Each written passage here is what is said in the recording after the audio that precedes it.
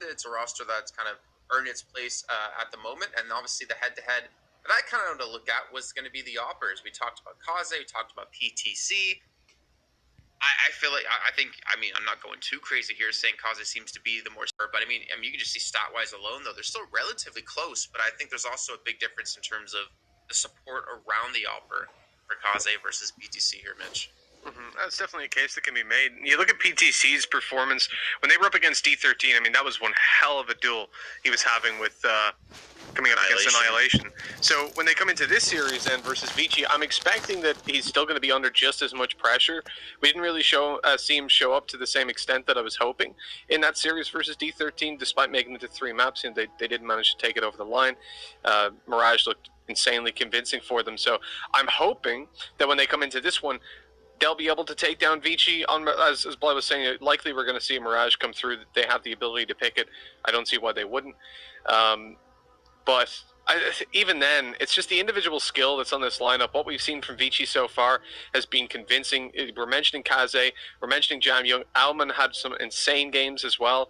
I really don't see a world in which... I don't know, I can see a world in which it goes to 3 maps, but I don't think it's very likely. I mean, you were a big proponent for Lucid Dream yesterday. It seems like you might have lost a little faith, or it's just because Vici is that good? No, it's just because Vici are that good. I mean, look, when they're against a team like D13, there's a lot of things that can go wrong there, and you saw it. The 3rd map went into overtime. The 2nd was an absolute stomp for Lucid Dream.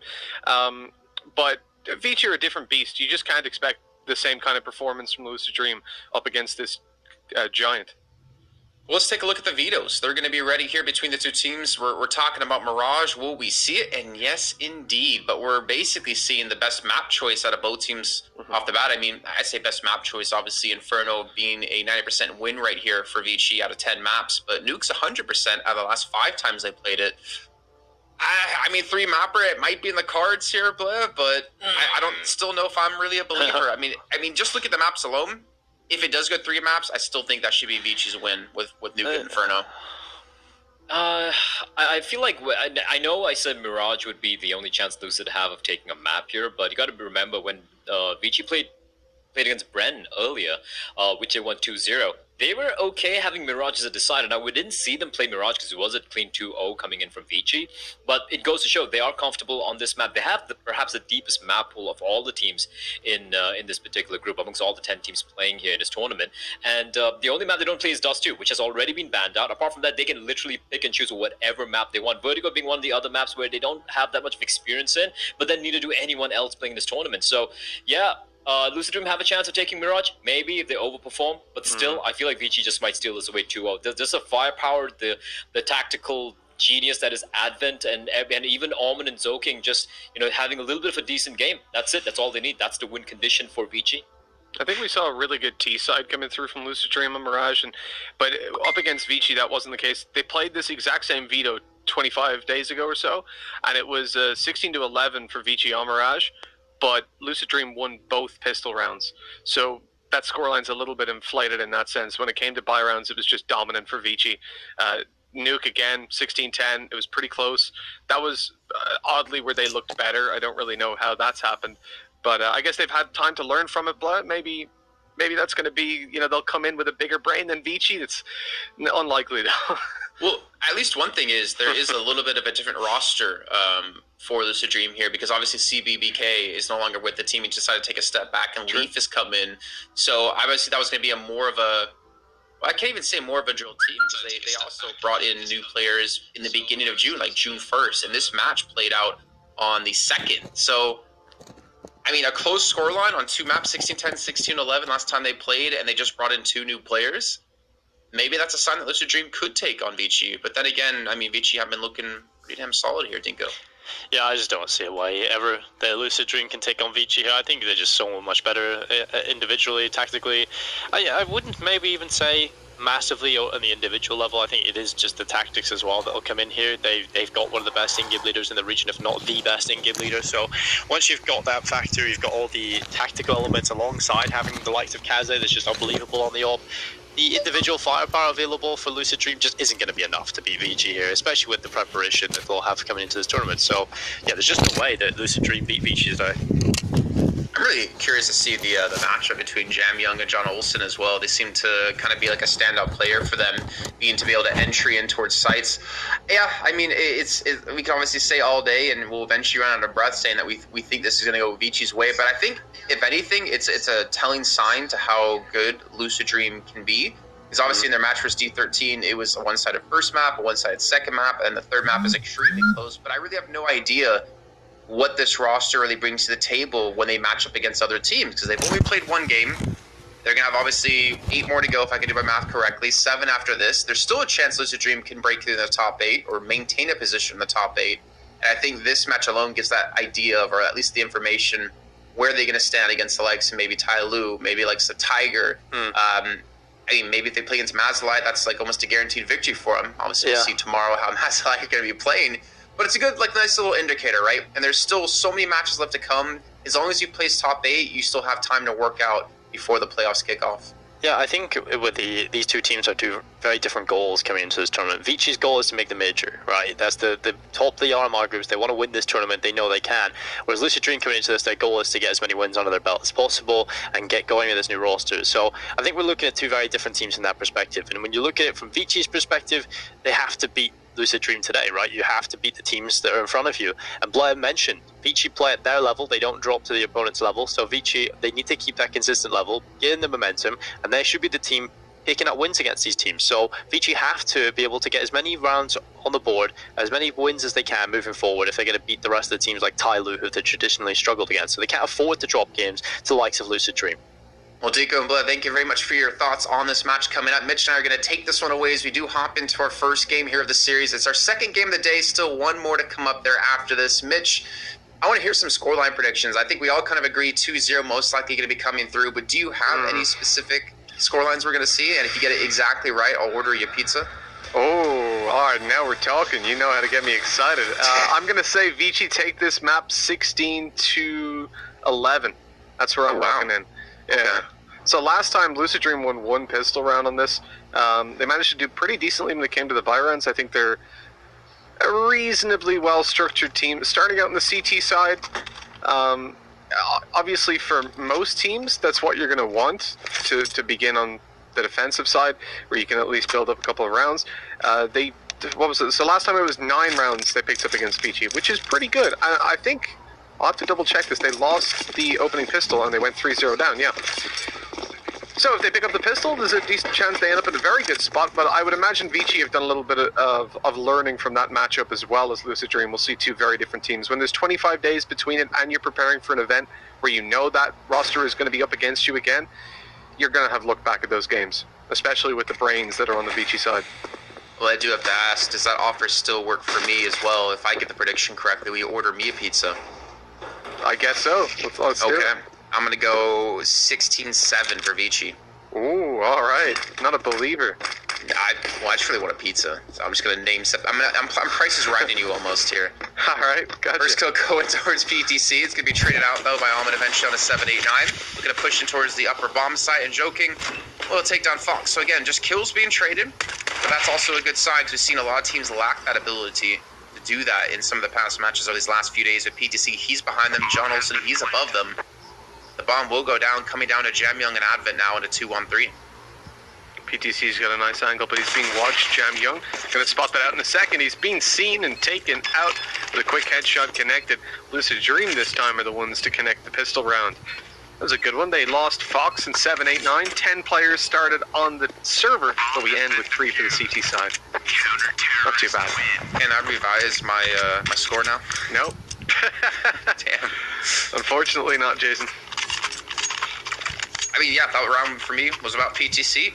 Like, the second kill, the first one, all right, but the second kill when he pushed in towards lobby, like, that was phenomenal. And then just the pressure he applies, like, knowing you could be flanked from Hut, you could be flanked from Squeaky Door, and then we saw them push in over the top. I think that was, John Olsen gets that first kill. Onto the man behind sight. Good pressure, good pistol round, and not a bad way to start things off here in this first map of the series. I mean, imagine if they can take this game off of Vici, not even just the map, the game alone. I think that would really like open our eyes and potentially throw a spanner into the works of who, you know, the top teams are going to be in this entire group. I feel like we can name like the first 1 or 2. We can expect Tyloo to be there, potentially Vici to be there. But between there and like the bottom 2, I still don't know how the stands are gonna like really rack up. No, there's definitely a lot of contenders for the bottom spots. That's the thing about this region as well. Like, you really don't know tournament to tournament how they're going to show up. For Lucid Dream, they've only got this is their 15th map as a 5-man. This is definitely a factor. When you come down to the more tactical maps, if they can show up and put a decent scoreline on between these two, like up against Vici, you'd be pretty happy. That AK already doing a little bit of work. Jam Young onto John Olsen. They've got a bit of progress in heaven. The M4 also retrieved by Zoking, and that's a really good start for Vici. I mean, they have a huge weaponry advantage in this round now. You can't allow Jam Young to do this. You can't allow him to get confident. Gets the first 2 kills of the round. Taking minimal damage. Kazi's going to have the scout. PTC will be here. The window should be not broken just yet. And now it's going to give his position up, and Jamming doesn't even rattle off a shot towards his direction. PTC will escape, stay alive here, maybe looking to stop the bomb from going down, but you would imagine this is going to be so difficult for the CTs to have a chance here to stop the bomb, or even pull off this retake with only 1 rifle. I don't know how they're going to take any of these long-range duels, and yeah, not even being gifted an angle. I mean, it's even worth just saving these weapons now for the follow-up. They're still playing very aggressively, though. I mean, considering the fact that they've got 20 seconds to get in, I'm not sure I'm a big fan of this, but they're winning the duels now into a 3v3. 10 seconds to get on that bomb with the kit, trading back and forth. Fox left alone, spam not good, and down she goes. That's Vici, 1-1, tying up the second round. And again, the benefit of finding the bomb plans coming into the pistol is massive for the T side. You saw they walked into the round, they had at least an AK, so better weapons in that sense. And as soon as he finds a kill and they pick up that M4, that's it. They've won it. And I'm surprised John Olsen didn't fall back, considering that they had outside control. The smoke allowed them to get up close. I thought he would have realized there was a lot of danger lurking below him. One thing we can say, at least, here for Lucid Dream, that was an expensive round. I mean, the 2 rifles were saved. They're still going to force rebuys. Joking is going to be on the MAC-10 looking for a couple of kills. Gemma, again, just kind of acted as the entry fragger for him. He's going to have some company. Push directly into him, and he will trade 1 for 1. Even Fox gets kills. They push out of HUD at the same time, and Alkaze, Joking is going to shut this down. So you don't want to let that Galil go. DC will secure it.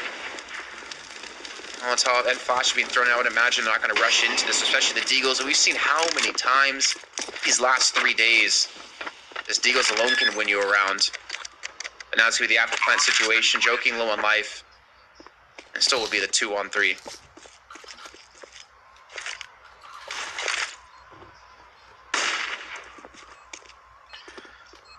Heading in for with a flashbang. Leafs not seeing anybody and just got taken down with a MAC-10 from up close. At this point, PTC wanted to at least find a kill to just do some extra damage to that Vici economy, but it ain't happening. And now an eco should come through. Lucid Dream really falling behind early on. As I said, this is close to what we saw last time with them going down 3-0. Wow, this is going to be a scrappy buy. I think John Olsen has nothing to spend, really. You do this versus Bren, do it versus Mazalai, I won't bat an eyelid, but versus Vici? You really want to play that game? I don't know. When you lose this, you're probably going to go down 4-1. Oh, he's playing in this. Okay. Where's the Not even a flash? chance. Yeah. Like, what's going on there? You're just peeking straight through a smoke into a team that you know, timing-wise, are going to be there. I think if you're going to go without a flash, you have to let them go by first. They give up lower control.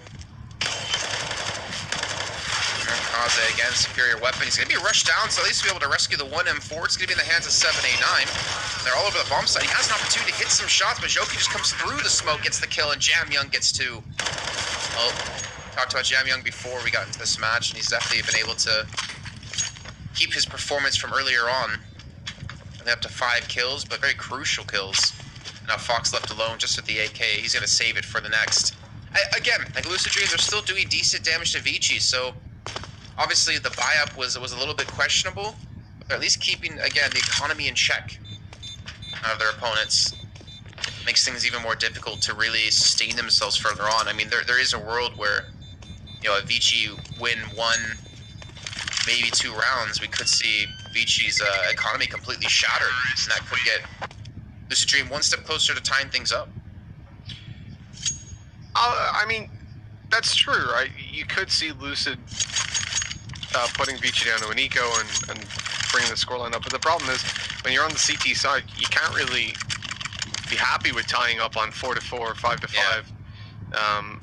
Especially with the fact that Vici are able to get so many early rounds. I think given 3-1 is fine.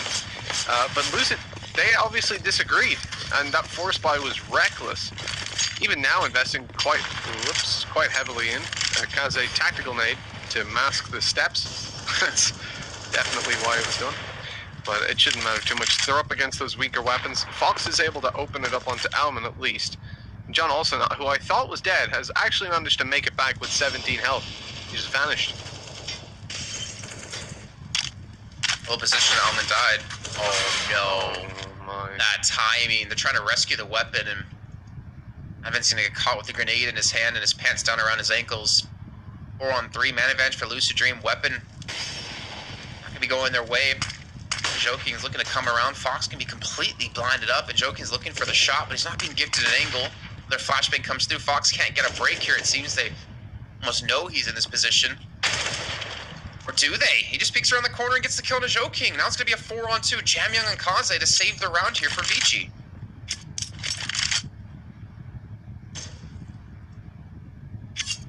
I mean, I did say if Lucid Dream could win a round, maybe 2, they could put them on an eco. Didn't think it'd be this one. Yeah, not at all. Well, look, they got the bomb plant, so their economy's going to be bolstered up a little bit. Kaze completely whiffing the shots. He's dead now. So low on HP. Surely doesn't get out. At least the first kill goes his way. Moves to T-spawn, but then rushed down by the pistol. Jamyoung had a kill, but he was on the ladder. Didn't want to spray away. There's a free one. There's a second player who he's just now realized was there. If he sprayed for 0.1 of a second longer, that was a free kill. Down towards the bomb he goes. Here's a player tapping and knows exactly where they both are. Surely not. Lucid Dreams, where's the awareness? Leaf had no idea he could be pushed from behind. Now tapping the bomb. John Olsen on 11 HP from those earlier fights. Hasn't got a chance in that fight. Jamyoung on the 1v3. Lucid Dream, they almost had it. A hair's length away. A hair's width away. Not even length. And then they throw it away. That's so odd. You see, John Olsen knows the player was in vent. What, 5 seconds have passed? He can clearly be down towards the double doors, and yet Leaf is just blissfully unaware. I mean, he saw. I mean, technically, he saw both players there above vent too, but he didn't know which one was actually the one that he ended up killing. Obviously, couldn't see their names or anything like that. But yeah, I mean, even at the end, when they go for the last second, like I don't understand, because by the time he even gets down the vent into the site, there's less than 10 seconds remaining. It doesn't even have a kit. So it's not like he was even going to get the defuse anyways, and Leaf now is just trying to run for his life. He might go for the challenge, at least take one player with him. He does get the kill, and Advent spots the bomb, but Jamyoung again. He's going to trade in Kaze in the meantime. I don't even know where those kills came through, to be honest. But he gets himself 2. It's just ridiculous. The start of the round puts Lucid to a 2v4, having to retake B, and again, with their money, the save is the best option, but they can't even get out. So frustrating. Completely surrounded. 789, last alive. That's tragic. First player looks towards outside, gets shot in the back. Second player looks towards heaven, gets shot from outside. In the back. Yeah, every time. That's 5-1. That was Lucid Dream's full buy. You'd be forgiven for thinking it was an eco, because somehow they managed to pull the eco closer. Spray down at a Kaze too. I mean, it wasn't anything like amazing, but it was just so solid to get the 2 players, and like you said, like the full buy-up coming through at a Lucid Dream, and now look what they got. With pistols, though it is 2 deagles, so I'm a little bit worried to say this should be a done deal round for Vici, as we've seen. But I mean, just the pace that Vici are playing as well. I mean, it's almost like no respect, right? They rush straight towards ramp. Kaze just pushes straight in towards health. I feel like they have no fear in this matchup, and it's something that I feel like we don't really see too often in most regions. I mean, you typically see like the very highest level when there's a major mismatch in skill. And now even going back to the slower pace, making sure not to lose too many players. Considering the last time they're up against was just the 1 saved AK and some pistols. It came down to the 1-on-3 clutch.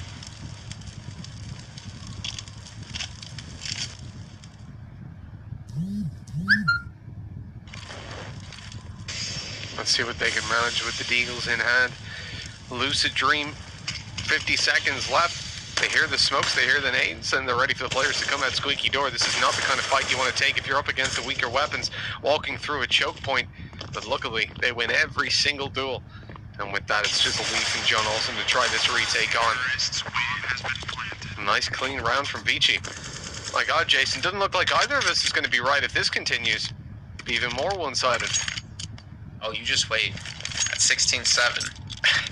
I'm gonna look up the most expensive delivery of pizza alone. If there's, like, honestly, if we end up in a position where you're right about this, I'm never gonna hear the end of it. It's true. The host with the predictions. I mean, the worst part is I can't even eat the pizza either, so I'd have to just throw it away.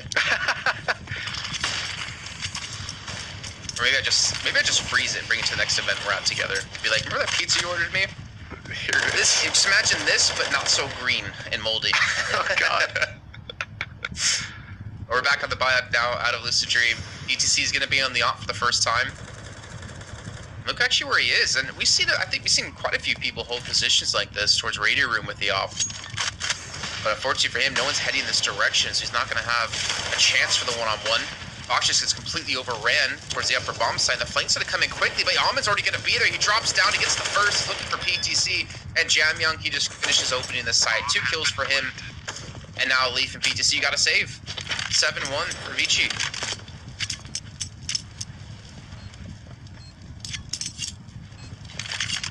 You just saw, like, Jamyoung, he had Fox looking the wrong way because they pressured from outside, from Mini, or Main. And then they also had a player towards door. He had no idea where to check, and then Jamyoung just wraps around and oh my god, I didn't see that. Oh, god. You know, I'm very glad today wasn't the day I took the risk and picked Lucid Dream. I'm a happy man. I had faith versus D13, but you see exactly what I'm talking about when I say that I don't think they'll do it here. Now, at the same time, right, we have to give them, we have to give them a little bit of room to maneuver with because this isn't their map pick. But, and Mirage looked insane for them versus D13 after, what was it, Train? That, I mean, it went 16-10, they lost both pistols. I'm happy enough with where they ended up. I'd love to see it. The thing is, look, Mirage could go closer. Look, if Mirage isn't close to this, I'd be very surprised, at least starting it out. But I didn't expect this kind of one-sided performance. I still think Lucid Dream are going to show up on Nuke. We're going to see a little bit better from them. Their CT side, they average close to 9 rounds against D13, Beyond, and Vici when they started on their CT side every time. So, I mean, that's a pretty decent pool of teams they're playing against, a decent sample size with this exact lineup. And yet, here we are, 7-1, and Lucid need to show up soon. They're going to give 8-1 as they take pistols. And coming into the next round, if they lose that, I mean, the game's almost over at that point. The map coming back from a 9 or 10-1 deficit is very, very difficult. I mean, at the rate we're going, I hope Dinko, you know, have their lunch or breakfast or whatever it is, because they might be back up again really quickly. Still 3 Deagles though for Lucid Dream again. Seen a lot of forced Deagle wins, but we haven't seen a game as dominated, I think, so far in these first 8 rounds as this one. This is the pistol round that, you know, Lucid Dreams won. But ever since then, really come close once. That was Jamyoung clutching out the 1v3. PTC looking to push up towards Secret. Again, they're conceding a lot of outside control time and time again, and 789 is going to peek into Kanze. Okay. Alright. Couple of kills for PTC. No weapons being rescued, unfortunately. The bomb is down, however. So retrieval mission is going to come through, and Almond, look at this. And on top of the silo is going to cover off Kanze's Secret.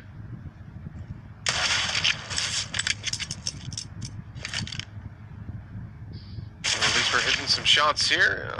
It quickly fades into a very difficult situation with PTC alone. He's got to ace it. And coming up the ladder, he can't even get to the top. 8-1, small bits of damage, but like, look at that T-side economy. At this point, Lucid Dream need to kill 4 players every round if they're going to continue losing to have any chance of keeping it reasonable. And already giving 8 rounds to Vici, they needed to stop giving them rounds about 5 ago. It's already on a little bit too far.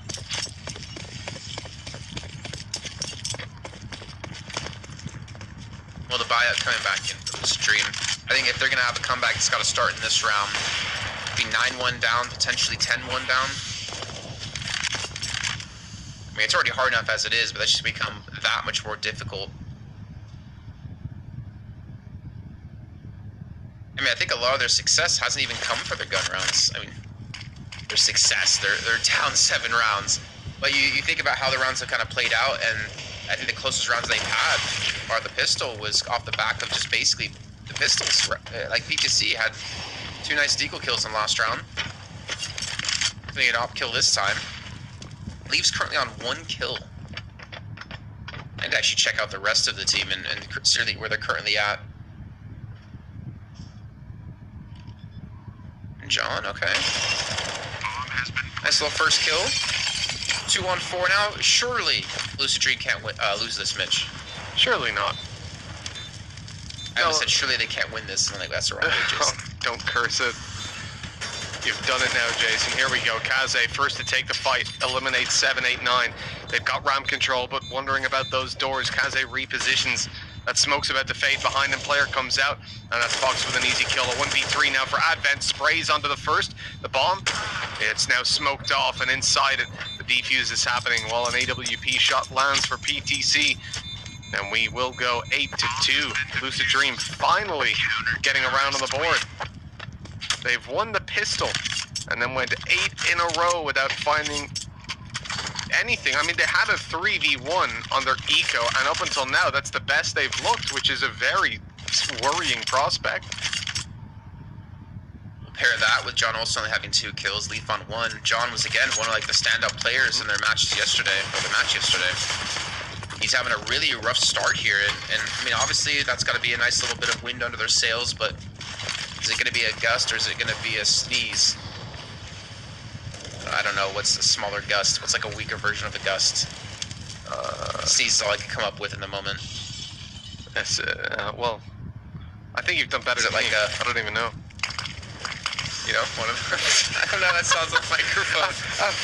Oh yeah, definitely. That's it. Yeah, perfect. I don't know the name of that. A blow, but that doesn't make sense. I don't know. Jason's good with his words. Not a word spit, all right? I don't know. I don't know. Well, there's been a bang, bang, bang, and a couple of headshots. I mean, back when I started casting, you know, there wasn't a lot that people compete with, so. Fair enough. You know, PTC's got a 1v4 to pull on out of the bag. It's not going to be easy. He's going to be peeked by the single door as well. You can see Jam Young's in position, ready to take a frag. Smokes it off instead, allowing his teammate to fall back. Really, PTC might get 1 kill. At that point, he should be spotted. He's missed the shot as well. That's a pretty damning position. He knows they're coming down behind him. I think that was a fairly wise move by him. Expecting Advent to come around the site isn't really intuitive, but he knew that they'd come down ramp. That was possibly 1 kill for him. And if Vici didn't play that as well as they did as a unit, because obviously Advent went through the smoke as the players were about to emerge from the door, so that would have been a trade. Because you're up, if it's a rifle, I would have said the spacing was a little off, the timing. But because it's an AWP, he cannot physically shoot, flick to ramp, and shoot again in time.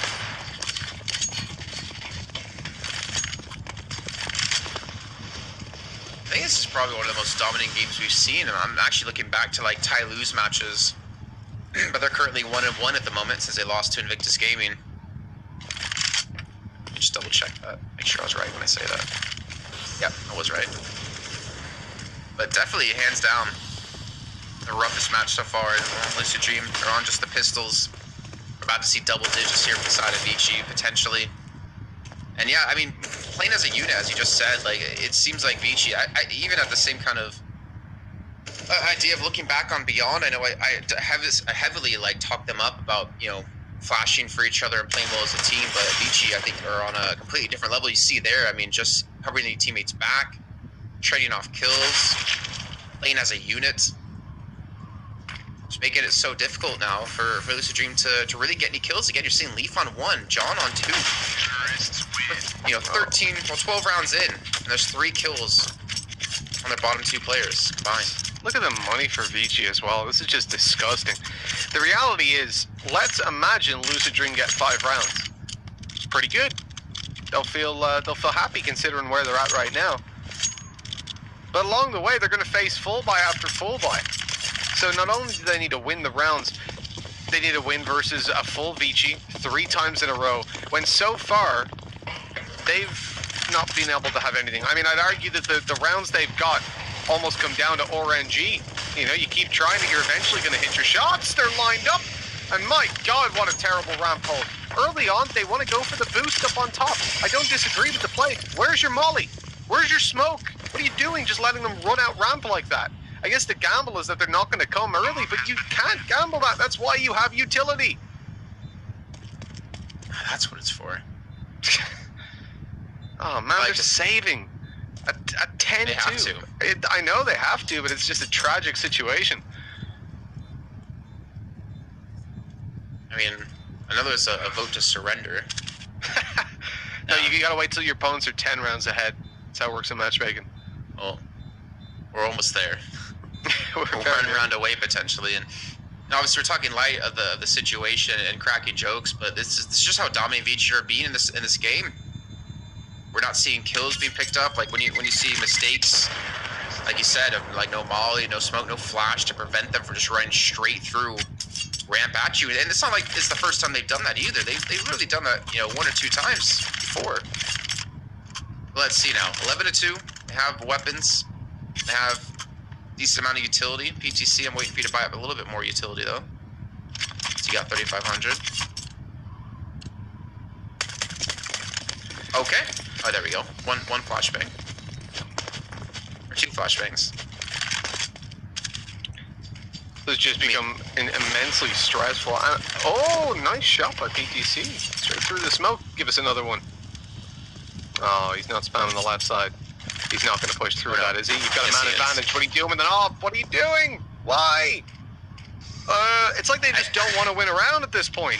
We've got the early advantage through spamming the smoke. Oh, I might just push them with the AWP. Yeah. Do you want a flash, bro? No. I'm good. I'm just going to walk through. I think... Well, we had Blit on before the game started, but I think he's going to turn into Tombiz after wanting to pull all of his hair out from watching this. Like, we know Vici are a better team, right? And we know that pound for pound, their matchup is at least a little bit better. You know, we've seen individuals on Lucid Dream step it up, but against this caliber of opponent, we expect Vici to win. Tactically, we know they're better. But man, if your approach is to just walk through smokes like that, I mean, it's no wonder you're getting stomped out. Luckily, I mean, okay, maybe a rifle, like, okay, fine. Maybe you're trying to play a window, right? But with an AWP? Mm-hmm. Yeah, I get it with a rifle. I get the general idea of the strategy. You're trying to come down and flank them, right? You get down through secret as they've already passed by. But he went pretty early, first of all. And secondly, just what the hell? Like, there's just no need when you've got the man advantage. Instead, fall back from outside, allow your teammate to fall through then, still hold secret from there, you hold the push into main from back towards heaven, you're good. You know, you're sorted. That's the setup you go for. Instead, it's like, gotta try and make a massive play at 11-2. And all that comes down to is you're taking an unnecessary risk at a time when you can't afford. They did. No, they absolutely did. Because of that. And it was the setup of following a player down through vents to secret and leaf holding it from there that's halted the aggression down through secret. And they had a gap then because they could have actually been pushed through main from outside, but luckily Vici didn't exploit it. Again, no sign of running out of money anytime soon here for Vici, especially because it's the last round.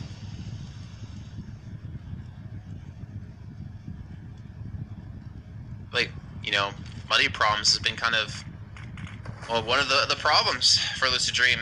Obviously, I think they had maybe 3-4 gun rounds total in this half. I mean, that's very much been their doing, though, when they're coming in force buying up twice in those early rounds. They gave Vici the early lead. Now we're starting to see what they're capable of when it comes through to the rifle rounds. They just didn't give themselves a chance to have these all too consistently. And even at 11-4, that's a half that it's very difficult to imagine the Lucid Dream T side coming back from. Oh, with 2 players left alive, I still don't want to count them out here. Avin's going to open things up on a Fox. Now 789 is going to try to have a chance. The rotations from his teammates to know where the last 2 players are going to be at. Just trying to buy some time. There we go. That will close it out with Lucid Dream taking back-to-back rounds at the very end. Still 11-4 will be our half. And again, we're seeing another 11-4 today, or in this tournament. Some sort of conspiracy going on here, Jason. It's just too frequent. 11-4. The universe is lining up. Gaben wants it. We know whatever Gaben wants, he gets. Mm-hmm.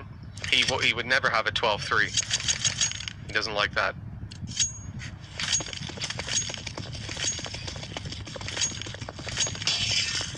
Well, pistol round. We saw Lucid Dream win it before. Mm-hmm. See if they can do it again, and obviously that's kind of the start they need, right, to even get this scoreline closer, to have a chance to maybe still take this map, or to at least be able to compete on this map. I think if they lose this, you're down 12-4, and then if you lose the follow-up, 13-4. Alman already able to get the first. Now it's completely through the smoke on a John Olsen. He rotates down through vent. Two players here. D250 Glock trying to push in. Yeah, crossfire, but who is that? Alman. How did he miss so many shots in a vent, man? Oh, they have no idea. Oh, they do. Okay. 789 causing a lot of harassment.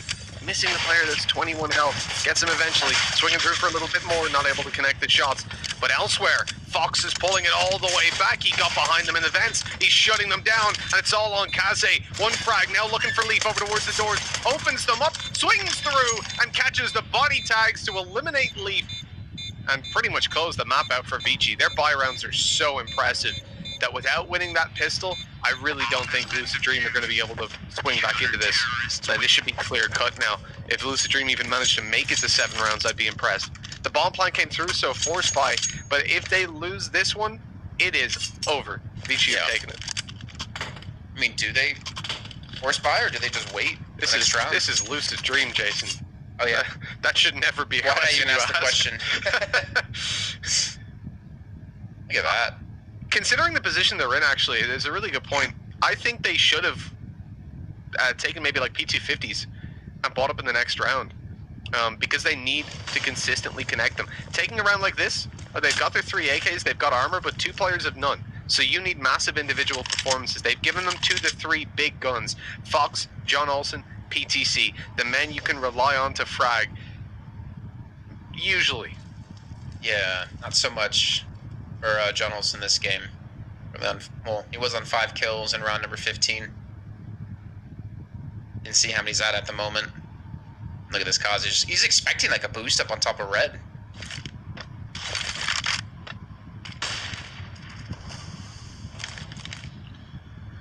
Surprised is actually giving them kind of like an angle for the AKs, because I think they can assume, well, now they're going to know as they hear the shots being routed off that it has been the forced up the AKs. But they're not. They know how many is a different question. Kaze gets dinked up, and well, PTC seems dinked up as well, down to 5 HP, or 11 HP. Even gets the AK over to someone else, over to 789, since on low health they switch to the Deagle. So smart play in that sense, as they're grouping up to hit towards ramp. Perfect timing on the incendiary, though. With 35 seconds left to go, they're going to be running out of time and HP. We need to see him move pretty quickly. The support on ramp is Kaze is 5 health. This could go wrong very, very quickly. Jam Young completely blinded, somehow still alive, eventually dealt with. Fall back from Kaze, he can't afford to face. It's a problem with having him as the support. 15 seconds. They move to B, they need a bomb plant now.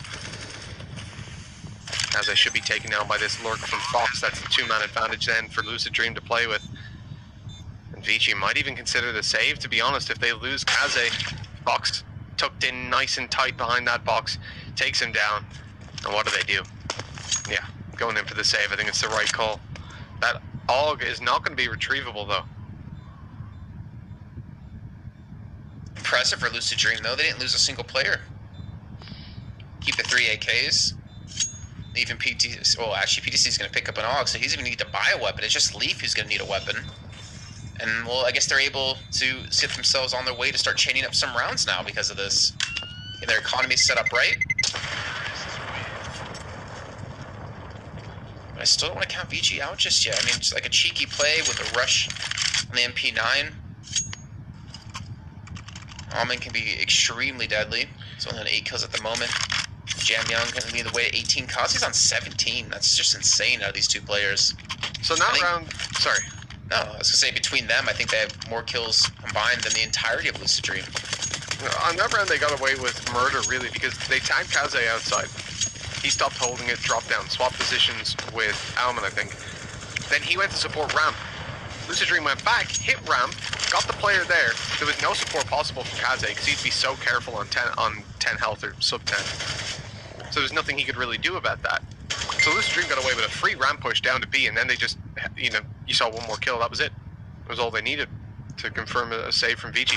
That's not the kind of round I'd expect to come through a couple more times and then bail him out after just a small bit of tickle damage. The tickle monster. John Olsen is the tickle monster.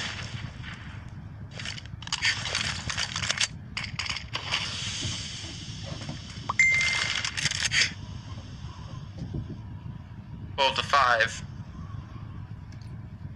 Nova, I want to see it get a kill, just because I like the Nova. I don't know if it necessarily will. He's playing a perfect angle for it, however. Obviously, he can get away for the reload. 48 seconds left to go. The utility's still a ton of it left here for Lucid Dream, and Vici have run out to just accept these 3 flashes. Not smoke being thrown in, so no ramp play probably going to be happening, especially with Jam Young playing up close. And if they go for the hit towards inner, he's going to be on the quick flank. And see, Fox was watching that for quite a bit, and now they start to really focus up to the side. Advent can find one and fall back. Roof was already mollied, so they're unlikely to go for it again. PTC taking a lot of damage. There's the Nova with 1, with 2. Advent going for a third. The range not quite there. And John Olsen, I don't know how he takes Kaze as well. That should have been a finisher. John is so low on 17 health, but they now have a man advantage. 10 seconds left. They've got to find the bomb. Jam Young gets there a little too late to deny it, but both players are red. One hit for him in the 1v2. Taps the bomb to drag them out of the cracks. But they are sticking in position eventually, though they have to swing. Jam Young finding it, 25 seconds left, plenty of time to play with. He looks for Hut, looks to the left side and wins the duel. A 1v3, a 3K, and a 13th round for Vici. Getting back into it after a pretty depressing previous. But the bonus is, Lucid Dream got a bomb plant. Combine that with the fact that they didn't need to reinvest here, saving over so many weapons. They're in a position where, if not in this round, they can buy up in the next. Although, again, I see an AK come through. They're going to be very light on utility on a lot of players. If they take AKs, probably going to be Galil's on Leaf and John Olsen. I think I would have rather them, again, take a light buy. But this far behind, I sort of understand where they're coming from. Second 1v3 out of Jam Young, by the way. I don't actually know why or how he's gifted a kill in towards Squeaky. Like, I guess he wanted to get behind the box there. They did have a player inside of Hut who could check the bomb. Then again, if that player goes down, you know, let's just say he is sticking it, he ends up falling. And how are you going to rotate there in time? He had only a 5-second defuse, but either way, what a play out of the man we've been talking about for the last couple days. Now just the Galils, the 3 AKs, this is pretty much a do or die round now for Lucid Dream. I also love how delayed Vici's utility is. I mean, it was like 40 seconds left. They put down a new smoke over towards radio room. Almost forced their hand to go towards inner. Almond's going to fall. 789 will take a brunt of damage for it. Jam Young, I think he's going to have a lot of company here in a second. Flash too deep. Oh, it still catches him, actually, in the spray down for Jam Young. He grabs a double. They're all of a sudden back into the game. And the most important thing, 789 wasn't part of that fight. He is left on 16 health, pushing out to the A side, trying to get behind them. He catches Zoking, but Zoking was looking in the right direction. Now PTC hoping to find the frag towards heaven or hell, but 30 seconds left. Left to 1v3, and it doesn't look all too likely, does it? Even that scout above can take him down. He's 60 health. Just needs to grab the body shot. He's trying to save, I think. Well, at this point, he can't win the round unless they all peek him right, and they're just playing super, super safe. He won't get a bomb plant, so saving is pretty much his only choice. He has to go into garage to get the save across the line, and it's nicely tucked away. I mean, I would say it's just 1 AK. Like, do you expect to be able to win the round off of that? And I think back to, I think it was like round 3 when they invested. Actually, it was round 2. No. Was it round 2? No, round 3, because they saved 1 AK into the next round. And the 1 AK they saved out of PTC pulled it into a 3-on-1, where unfortunately for them, Jamyoung clutched it out. We have a timeout coming for Lucid Dream, and yeah, I can respect that. It's a good time to call it. You obviously don't want to let Vici get onto map point, but you don't really have money to invest. You don't really have the ability to buy up anything here. Maybe a quick play with the AK to support. I mean, otherwise you're hoping... Well, otherwise you're playing Gladiator, right? You hope PTC can get a kill. If he does it, you get the AK and someone else tries. It seems they're going to go for it. Understandable. Just going to be very tough.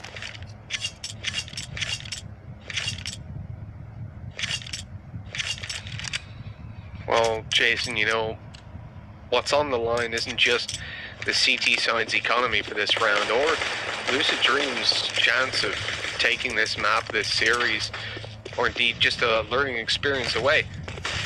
What's also on the line is your free pizza. They need to get 2 more rounds, Jason. They could do it. If they find this one, it's almost guaranteed to be at least 7 rounds for Lucid. I'm unbiased. Even when a pizza's on the line. Oh, what a shot. It'd be more company, though. I think they sent 1 member in through the window. There you go, 789. So yeah, when John Olsen gets one as well, and just like that, it could be 3 apiece. Oh, he was on top. That was really sneaky. So I thought that was a shot from outside. Oh no! What was that, Kaze? That's not the play. Just drop down and try to probably no-scope him. Geez, I mean, that would have made the highlight reel, I guess. That's probably what he's going for. But it's now a 2v2. AK's in play for Lucid Dream. Look, if they hit headshots, the HP doesn't matter. But 7 didn't manage that. He was toe-tapping Advent, leaving PTC now in a 1v2. He's on his way back down through Heaven, but a sneaky play in the box, he's going to be spotted. And down! What is that shot? Beautiful. As Alman goes down, he doesn't have a clue where Advent is. He's going passively to the box, peeks out on the left side, and that's an easy 15th round for Vici. Lucid Dream left down to no money. It's just going to be pistols. And Jason, I hope you're not hungry. Doesn't look like you're going to be eating. I'm starving, to be honest. Me too. I haven't eaten breakfast yet. Yeah. To be fair to Kaze, though, trying to go for the highlight reel play, have you've been watching the PGL, like, recaps, right? I can understand why you'd want to be in there. I mean, that'd be on looks sick. Twitter and Reddit. If he just dropped straight down and no-scoped him, we'd never see the end of it. And then we'd hear, you know, a girly scream out of me. The shot that was hit, too. Oh, John, having 1 AK, he falls. They're trying to rush with the Deagles, and this just seems to be a clean round. And a clean map here for Vici. 15-5, and with just 2 players remain. 79 picked up the AK on the outside. Leaf's gonna fall. He's gonna pull off a 1v5 ace. Keep them in this map, and he's not able to do that. 16-5 will finish things off. Yeah, I mean, again, it was Vici's map choice, so we can kind of expect that, but that was also way more dominating than I thought it would be. Clearly, you as well, with your 16-11 prediction, with my 16-7 prediction. I don't know what else to say. That was just wow. I mean, a lot of choices made by Lucid Dream there. It felt like they were playing against someone like Bren in their head, or Mazalai. You know, on the CT side, we saw them force play up twice. They just kept taking SMGs. They chose 2 rounds where they had 2 M4s and 3 SMGs over just taking 1 eco. Just 1 little eco. P250s, Deagles. Hell, we've seen enough impact from those, but they just refused. And those force buys, they reek of confidence, but that confidence was clearly misplaced up against Vici. Well, you know what? We obviously can't talk about it all ourselves. We need to bring in our other pair. We have Blinko going to be joining us now with Blett and Dinko to talk about that first game. Blett still has his hair, so he definitely didn't get as frustrated as I expected, but yeah, dominated. I mean, you laughed at me for saying 16-7. I didn't think it would be anything lower than that, to be honest, and it turned out it was Blett. Yeah, I didn't lose my hair because I kind of expected this to happen, right? I knew it was going to be a stomping. How many buy rounds, how many like full buy rounds did Lucid have on the CT side? I feel like firstly, look, you're going to get outclassed by the players, the individuals on Vici. You're talking about Kaze and Jamyoung, who I think they put up a total of, I don't know, like 45 kills between the 2 of them, close to 50. So you're going to get outclassed individually. You're going to be playing against on their map pick. They're obviously the superior team. And on top of that, you want to handicap yourself by not having enough guns to work with you. So I'm sorry, Lucid. You deserve to lose that one. You deserve to lose it that way. There were a few clutches which went the way of Vici. I think they won 3 clutches in total. But even if you take those clutches away, even if they lost all those 3 clutches, it would have still been a very, very convincing win. And it just goes to show, we saw an entertaining, albeit messy game on Nuke yesterday between Lucid and D13. And Vici just showing them how it's done, showing who's a daddy on Nuke. Yeah, Vici definitely were having a great time here. I think this is exactly what we got to expect from this team. You know, Lucid Dream, a new roster, a lot of mistakes, a lot of holes that Vici are going to be able to pick apart. And I think what we've seen from Vici is the fact that these individuals continue to show up. Jam Young, definitely very, very impressive. You can see in a lot of these clips, you can see how much money that Vici ended up having. I think it's 16k and a few players as well for the most part. Like, they just had so much money. The buys just kept coming in. And Vici, well, they're a team that you're never really going to be able to go for these force buys and make these risky plays and hope that your economy will recover, because they just have so many individuals. Their system is probably one of the strongest in the region, so you're not really going to be able to pick them apart as easily as you would against some of the weaker teams here. So it's always going to be an uphill battle. 16-5, it's not too far off, Jason. It's only 2 rounds from your prediction. I just want to add one more thing. Like, when Advent's outfragging Omen and Zoking and they're still winning 16-5, that means that you as an opposition, you have done nothing. Nothing against Advent, I love the guy, but he's not supposed to be like just steamrolling you guys. Like, you have players like John Alton, PEC, they just got outclassed, outplayed, and just completely crapped on Jason. Wow. Are you gonna get a pizza though? I think that's the question. You didn't hit 16-7, but you were very close. No, I mean, close to Mitch. I mean, there's no way Mitch is going to buy me a pizza unless I hit exactly on the head, and then he's going to try to back out of it the best he possibly can. He's like, oh, you didn't say they'd win round 14. Well, Mirage will be our next map coming up. We have seen Lucid Dream win this map, and we did see them win it pretty easily. It was, what, 16-6 up against D13. I expect it to be a closer match, but I still think it's going to be a 2-0 here. Yeah, I think what Blad hit the nail on the head when he discussed like Advent being a player that's outfragging so many of you, and also Soaking as well. Like, this team, they have so many individuals on the roster. It's hard to see a way in which they don't win Mirage now. Like, they're just so much better on an individual level. The system's just much better. Lucid Dream, for me, just looks so rough coming into this, and it's just a matter of time, right? They just got to get this match over with, and then they can get to the games they can actually compete in. Well, we will be heading to a break here. Give some time for Lucid Dream to maybe wake up here in the series. We'll be back here after a short break to kick off Map 2 here on Mirage.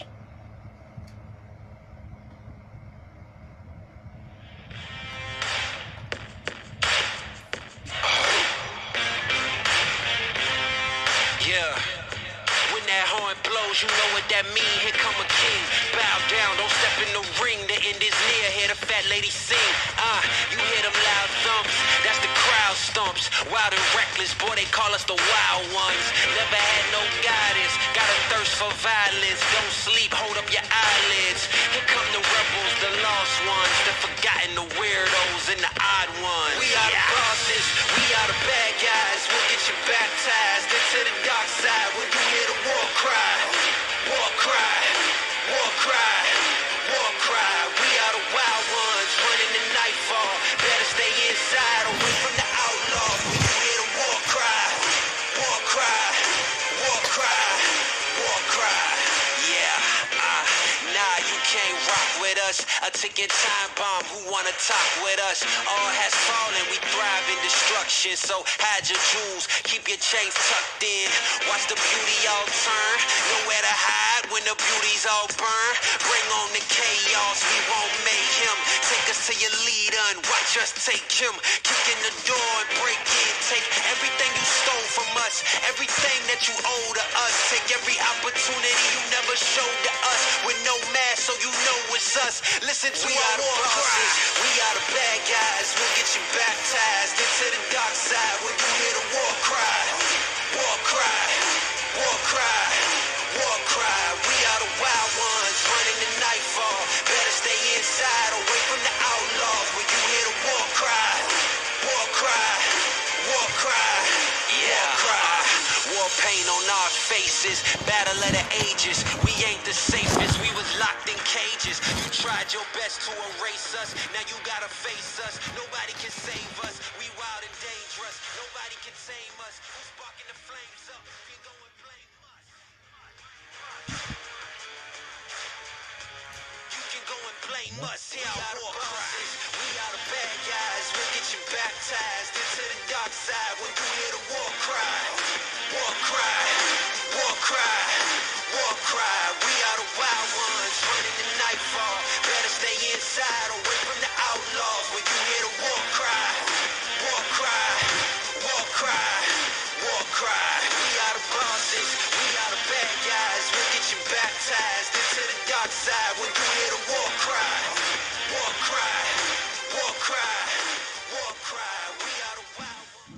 Mirage 地图往事。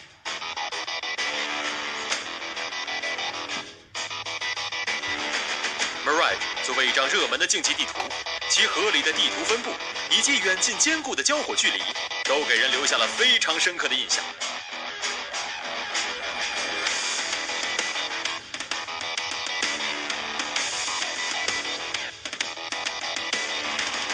A1是双方的主要交火点之一，当时仍效力于 Liquid 战队的 Simple 在这里上演了一招天外飞仙，乌克兰剑圣的名号就此得来。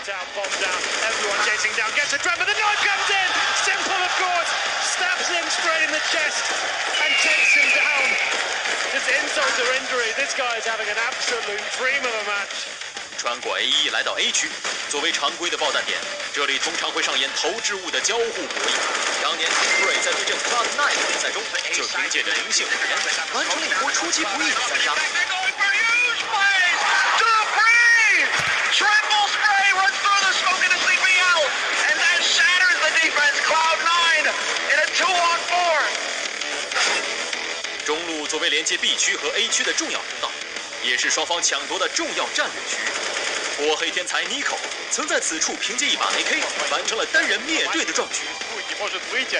Как же бандит этот Ника. Боба, напоминаю, стоит. Бэт подставляется. Ника, это один встать.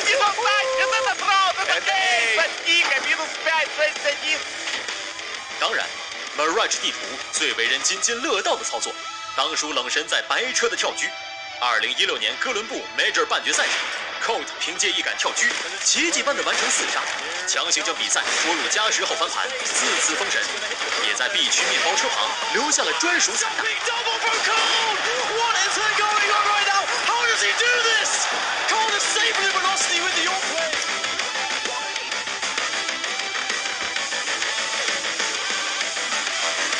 本次比赛，期待各位亚洲的选手们能带来更多惊喜。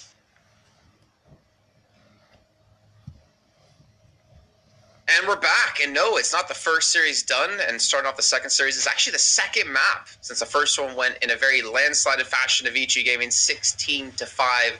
Looks like Lucid Dream was having a bit of a snooze there, but hopefully they can wake up again coming onto Mirage, a map that they chose, a map they looked more confident on when we saw them yesterday. Yeah, I think realistically, when we come into this map, there's no way we can favor Lucid Dream. You'd be ludicrous to do so. I haven't hit my head that hard today, but I definitely think they've got a better shot at taking it here. If there is a map that they'll win on, it is Mirage. We saw it from them yesterday. They played very well versus D13. Their T side was incredibly impressive, and we're going to get to see their T side to start things out coming into map number 2. I mean, I'm a little bit worried. It's only about like a 5-10 minute break from the last map. How can they kind of reset themselves? Because obviously, I mean, this is maybe a game they don't expect to win, but we want to see what they're all about when it comes to this matchup to kind of rank them now in the group against some more difficult teams. So they will go for execute towards A. They have 1 smoke, 1 flash, 1 Molotov, or 2 flashes, 1 Molotov. Joking just waiting in sight. He's gonna have an opportunity to get a couple of shots, and he's gonna miss pretty much all of them. Jam Young, well, he doesn't miss too often, but this is gonna be one of those moments, as he only gets the 1 kill as they're looking to push down towards CT. The flashbang comes through. A little bit of a reset here out of all these 4 players. Still be scared to push into them on the T side, and there you go. Advent comes in, gets 2 kills. Kaze as well. And well, it looked good at the start. That's going to be a pissed round going again here for Vici. It is indeed the start that they wanted, but they have allowed a bomb plant. And as always, we have to give the caution that Lucid Dream can get a forest buy up here. And based on the previous series, we'll get a forest buy up here. I don't disagree with it. I think they'll come in with decent chances to actually take the round. It's only when they were on the CT side and didn't know what an eco was. That was when the issue started to arise. I love that little transition. Here we are in T-spawn now, flying on over. So Lucid Dream, they've got an AK, they've got pistols around it, and look at this. They found a new word added to their vocabulary. Round number 2 doesn't see them with a force buy you'll typically see after finding a bomb plant round 1. Instead, they've got 1 hero rifle, everybody else coming in with just pistols, and they'll look to make the Deegs do the work.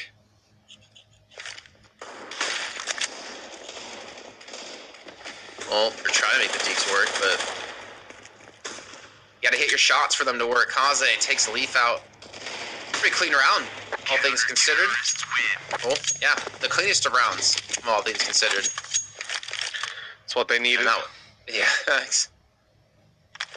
Well, there we go. The AK's now bought up for Lucid Dream. I think this is a good sign for them, Fox. Only the Deagle at the moment. Not sure if he didn't buy up an AK. He didn't have the money for it, I guess. But now this is a crucial round for Lucid Dream because they, again, could go down 4-0. They have to save up after this.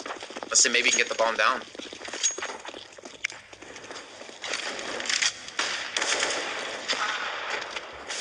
The nade on top mid, my god. 789 dead. That's one man down to start it off. Fox can go and retrieve a rifle if he wants to. Only the Deagle to work with for him, but more important is the map control that they've got as he was clearing out underpass. And his job is to make sure that there's nobody coming in towards apartments from B. He spotted out that it's clear. Makes him move towards middle where he'll retrieve that rifle. Carrying the bomb as well. Now with the weak buy Vici have, and they're playing this as a bonus round, they still have some good opportunities. Excuse me, that's the weakest weapon removed, the scout out of play. But it's still 2 FAMAS up. I mean, that's a pretty decent trade-off considering they've got so much cash in the bank.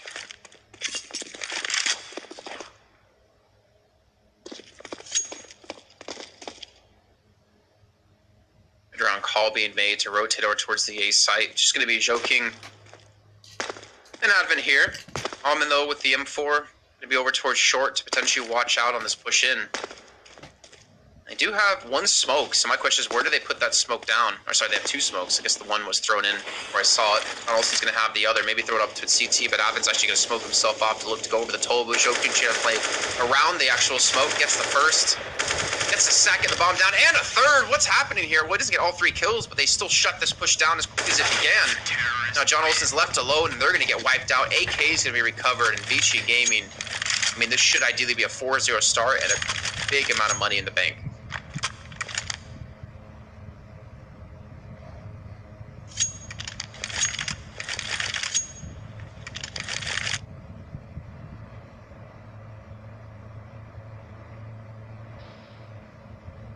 Jason, I mean, at this point, we do have to be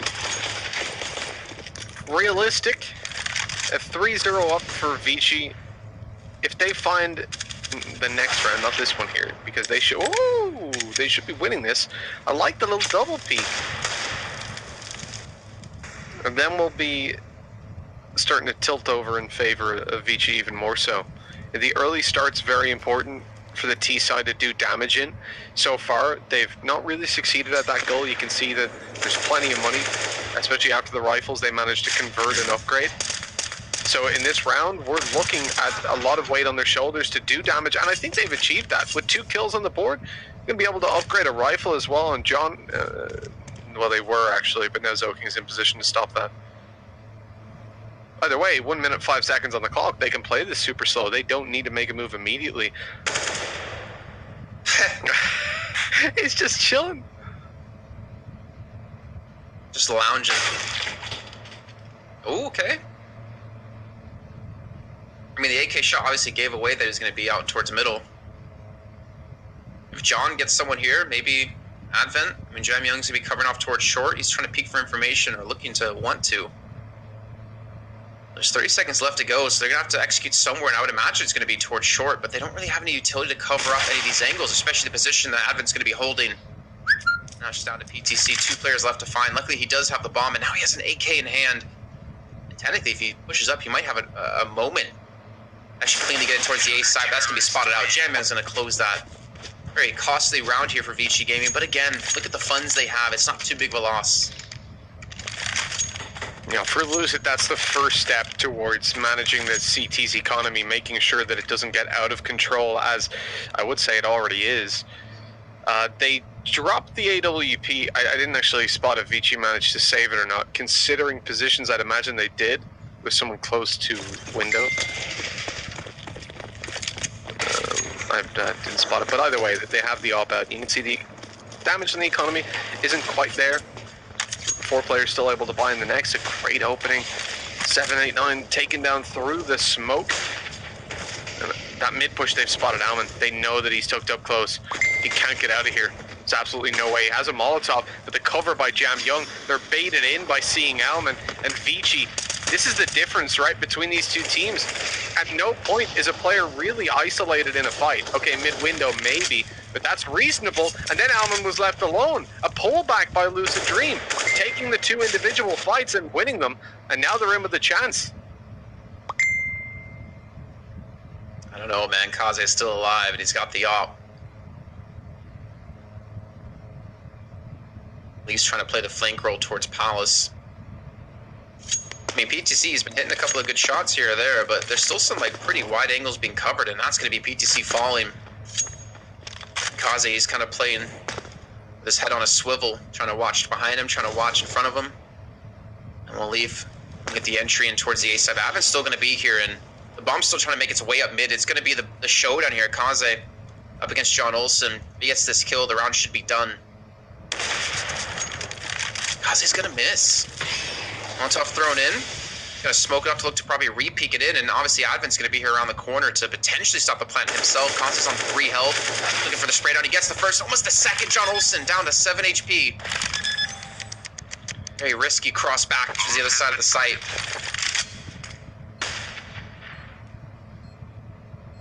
Kaze, 3 health after the molly. The smoke didn't actually fully cover it off, so he lost another 50 health or so. Stopped him from peeking and stopping John Olsen from killing his teammate. He's going to clear sandwich here. He has to as he swings on through, and there's the shot connected. The defuse for Vici. And the 1v1 lost. This is... I mean, in a way it's good that Lucid are keeping these rounds close, but just contextually knowing the difference between these two teams, the difference in levels starting it out, it is quite difficult to really find any comfort in how close the rounds have been. Yeah, but close isn't going to cut it for him. It's not going to get them around on the board, and it's not going to get them one step closer to a third map. And I do worry when Vici gets over to the CT side, or the T side, sorry. Lucid Dream might be in for a rude awakening, maybe even a nightmare. Again, the confident Joking goes for the peek in towards middle. Had Alman there to help protect. Seems like they want to head towards this B direction. Still going to be 2 players there.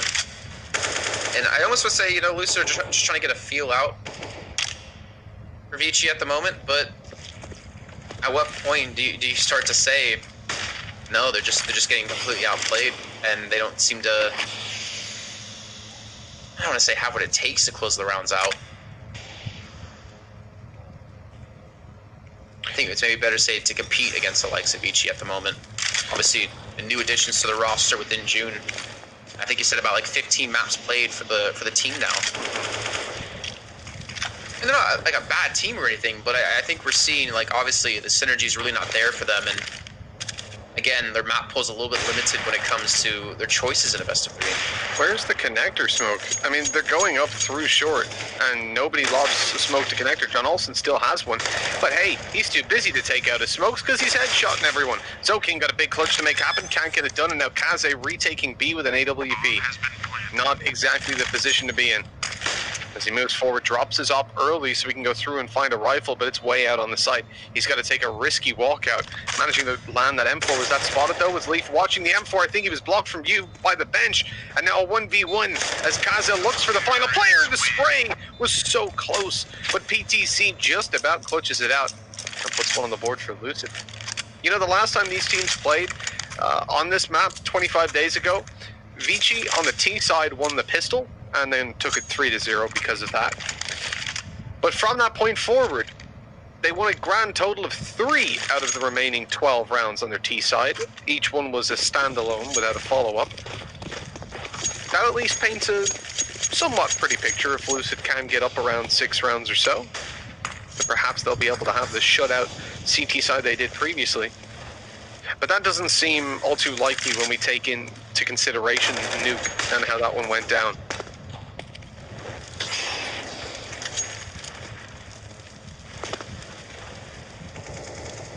Ivan's going to be only on the ump. And FAMAS may have the chance to break the money-wise here. It could be exactly what they need. Like, you win this round, you get it cleanly, pick up the next, and 5-3 against you doesn't look too bad. Joking, he's gonna fall getting shot completely through the smoke. You can force a rotation here out of Jamyung and Almond from around the corner towards short. Ashbin comes through, they get the first kill. You have to worry though about Fox, who's maybe the one pushing through, but now they both turn their attention to this direction.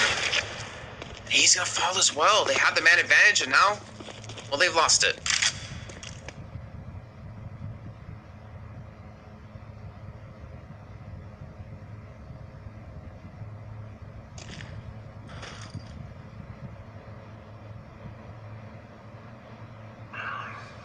This is going to be an interesting fight. If Advent wins it, the round's over immediately.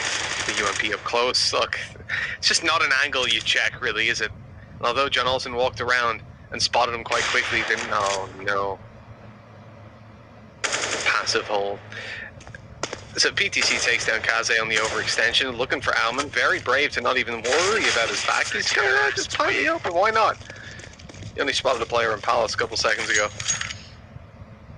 That was a really messy situation there when there was only 2 players left alive. I don't really understand going for the bomb plant, not covering CT.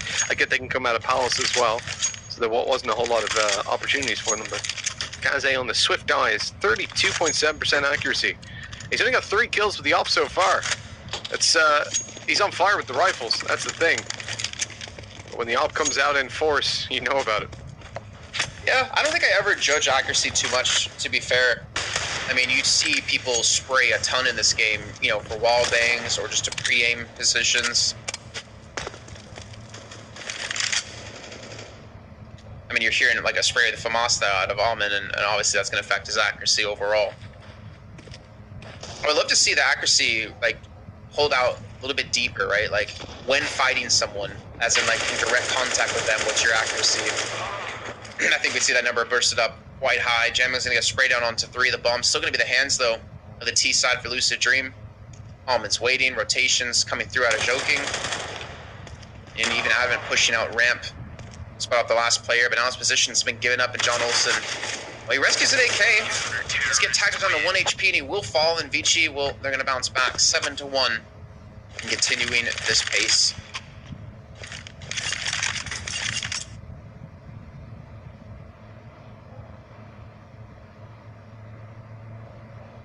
Well, Jason, I'm going to ask you, how do you feel? Lucid Dream? They're going to win this map? They're going to come back? Do you believe? You believe in the ability, the power of thought, the power of belief, the power of the CT side? I mean, I know the power of the mind is strong. I mean, just look at Inception. I don't know that. I think that's sleep. So, yeah, power of sleep is extremely strong. Just look at Inception. Let me redo my phrase there. Where are you going to take that? Lucid Dream or sleep right now, so they're gathering up their energy? I think they need to go deeper, you know, slow the pace down of the game even farther. Fair, fair. Well, they're doing that in this round for you. It's a very slow mid-take.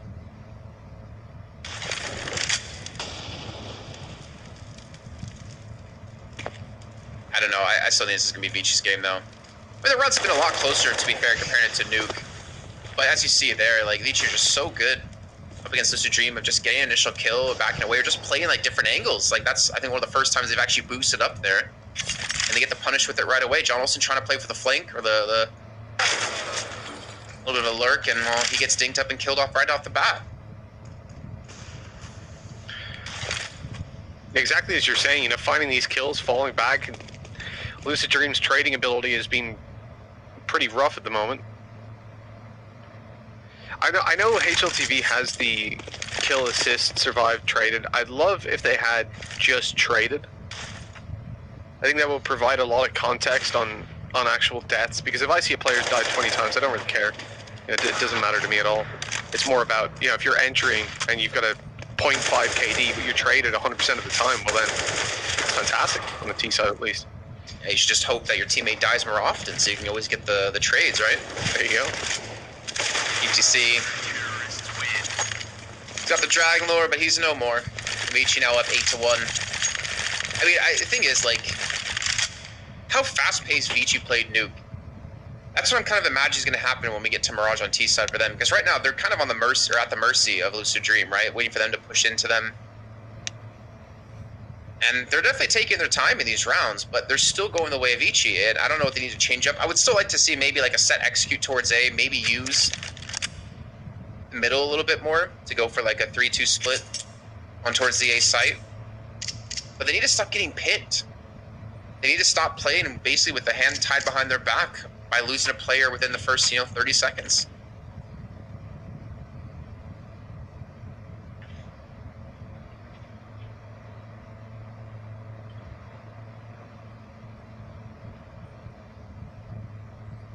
It's just not a lot to really say about Lucid Dream. I'm waiting for them to show us something that we can dig our teeth into. Yeah, they're just getting picked off, going for some aggression on mid, aggression on ramp, desperately trying to find these fights that they can win. And John Olsen, well, he's been doing a good job of finding them. You know, someone that we saw being a little bit slower to start over in map number 1. He's here, he's turned up. The rest of the team, not so much. And even then, to the extent that he's here, it's not quite there. 7, taken down. No trades possible. Look at this, one after another they fall. The crossfire setup on the site was perfect, covering their angles.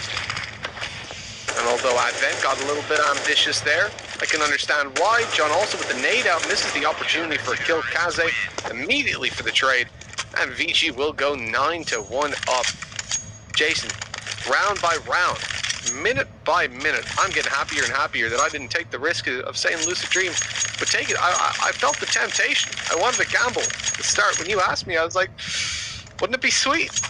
Wouldn't it be sweet if Lucid Dream won this one? But unfortunately, See, now I'm just tempted to call you out. It's looking before sour. we started the show. No, I'm just kidding. Whoa, whoa, whoa, whoa, whoa. I think you'll find I said yesterday Lucid Dream would get smashed in this. We're up against the Eagles here for Vici. I mean, PT0 has been okay. All right, I guess he spotted him on the cross there through the smoke. Yeah, it just seems like, flat out Vici just dominating Lucid Dream. Not really able to. I mean, it's to be fair. Like, obviously, we don't want to sound too negative. I mean, it's an early times for Lucid Dream's roster, right? We have to remember that and not forget the fact that they, have 2 new members onto the team, or sorry, 3 new members on the team technically. 2 of them coming in back on the first. They really haven't had that much time together. And you're competing against one of the best teams in the region. Oh yeah. So it's not a surprise to see a 10-1. See, the thing is, in a game like this, for us on the broadcast side, it's almost like a formality. In a round robin, you gotta let everybody play everyone. But if it was a, I've rarely played FIFA, Jason, so, but I presume most people have. I know you can, and in NHL, I've probably played more of that game, you can simulate matches in the career mode rather than play them. I think that's the kind of thing you'd go for if this was your esports, I don't know, manager game. I don't know. The thing is, Lucid Dream sounds like a terrible game. Oh, it would be horrendous. But Lucid Dream should not be beating Vici. All right, this is just the reality of it. They should not win this game. They shouldn't win a map. It's why when we started out, I was saying I think if Lucid picked 1 map up, if they lost 2-1, that would be a success for them. That shows they're doing something right. And I wouldn't look at this and say it shows they're doing something wrong necessarily. But as you said, time needs to be put into getting better. We mentioned this on the previous map. There's promise, there's good individuals. It is just about getting that cohesion as a team. This round here started off very well with the run boost in through middle, adapting to the mid play with the AWP. They pushed him off the angle. They even found the kills up close. Fox, well, he got a nice close range fight to Kaze, and that then almost took PTC down through the smoke in con. But it didn't work out, only lighting them up for a bit of damage. And a second round for Lucid Dreams connected on the back of it. They did it. Yeah, I mean, Kaze missed the shot. That might have changed the tide of how this would actually go. Maybe, not fully sure. They still have money to spend. I mean, maybe this is a chance here. Lucid Dream, you win this round, you get to 3. No money to spend for Vici, you can maybe get to 4. And then we have our padded potential of 11-4 half, like we always do, it seems. Oh, there you go. That starts things off nicely here. Kaze again, getting the better, taken up by PTC.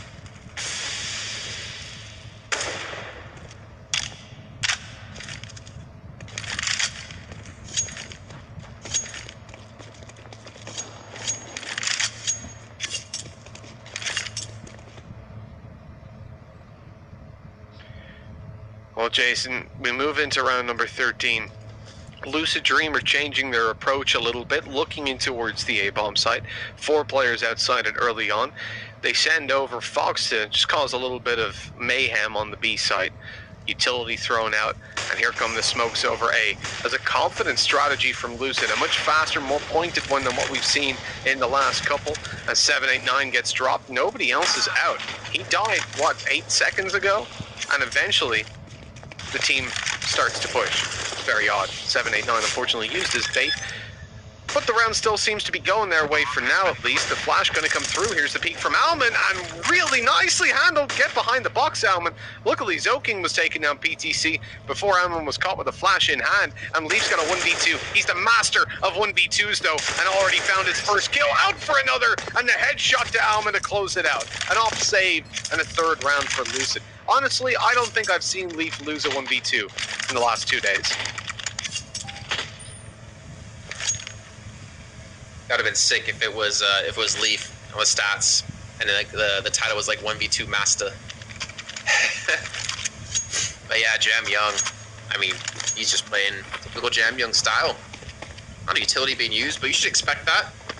Actually, I'm kind of surprised at the same rate. I think maybe towards the T side, the utility usage would go down a little bit, as he's gonna be more used to going for the entry frags.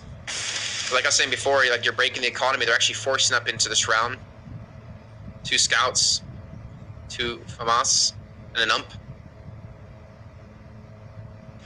And again, we could see that 11-4. Oh, it looks like it more like a potential 10-5 here with the lack of money that Vici's going to have in the round after. Oh.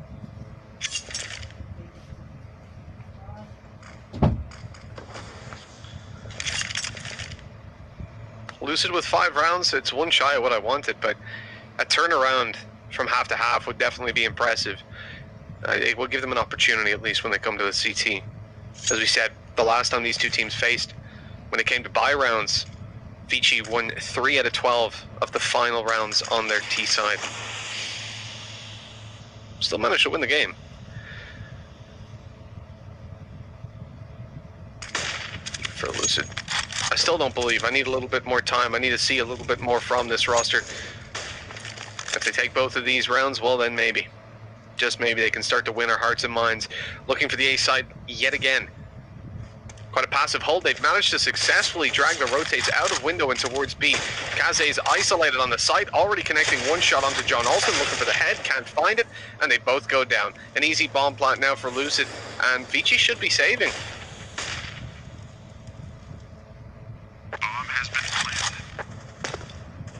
Ah, such a sick skin for the scout too. I know a little off topic there, but I appreciate a good skin or two. Talking about Vici should be saving. Looks like they will be going for that. Oh, all right. Okay, couple of kills. I mean, he might be able to rescue the AK after the bomb goes off. They don't have a kit, so they're definitely not going to be going for it now, but they get themselves 1 AK, potentially the second for Joking. And now we go into that 10-4 last round of the first half. I think, I don't know, like I think it's going to be really rough when we see Lucid Dream on the CT side, and more importantly Vici on the T side. Because again, thinking back to Nuke, they were unstoppable. They were playing even like fast-paced in quite a few of these rounds with no respect. And if you're Lucid Dream, you have to make them respect you, and that's gonna be tough to do when you're, you know, 6 rounds at the moment away from being 0-2 in the group.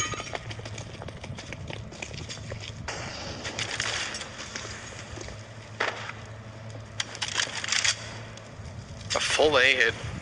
No pressure from Vici. Nothing on middle, nothing B app, so at least they won't know that it's going to be A. Smokes come over. I think at this point, though, with how the last couple rounds have gone, you'll definitely be very suspicious that this is going to be an attack towards this site. I think Lucid have been quite one-dimensional in that.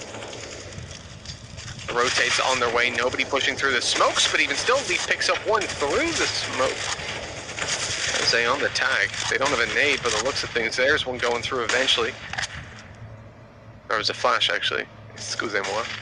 Oh, another tag. Another tag.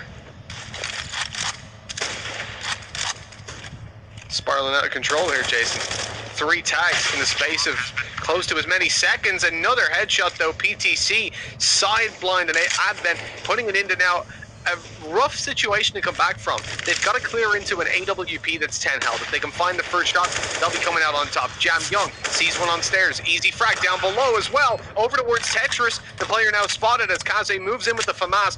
Both of these players are one hit. He looks to swing on out and take down that AWP, but he's gone to the ramp, buying himself some time, looking to play it and force Kaze to take the defuse. A smoke goes down with the AWP. It's not going to be easy to spam on through. Kaze sticking the defuse. The spray now from Fox. He's looking to the right side. He hits it once, misses the last shots though, and so 11-4 we go. The ninja from Kaze, huge play in the smoke. And I mean, all in all, a very convincing half from Vici.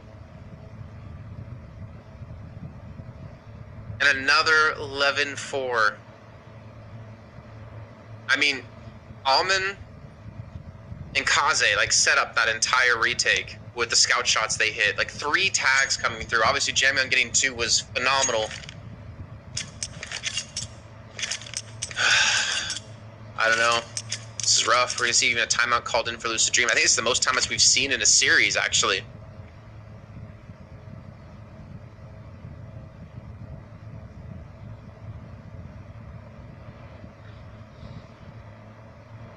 Yeah, this is one of the harder games for Lucid Dream, right? Getting it out of the way early. Were they the team we were saying have, like, Tyloo up next or something like that? Oh, no. No, okay. the Vici Tyloo game's tomorrow. Yeah. Lucid Dream play against Divided Vendetta tomorrow, and then D13 play against Mazalai. Gotcha. Now, Lucid Dream's Tyloo game is actually the last game, so I literally could not have been more wrong. But yeah, I mean, look, it's a hard game for them early on. They've got Divine Vendetta, Beyond, Tiger, Invictus. Then they get to Bren and Mazalai. I think those are the ones that are going to set them up. Like, they need to beat Bren, they need to beat Mazalai. If they can pick up one victory along the way, they probably shouldn't be going out in the bottom.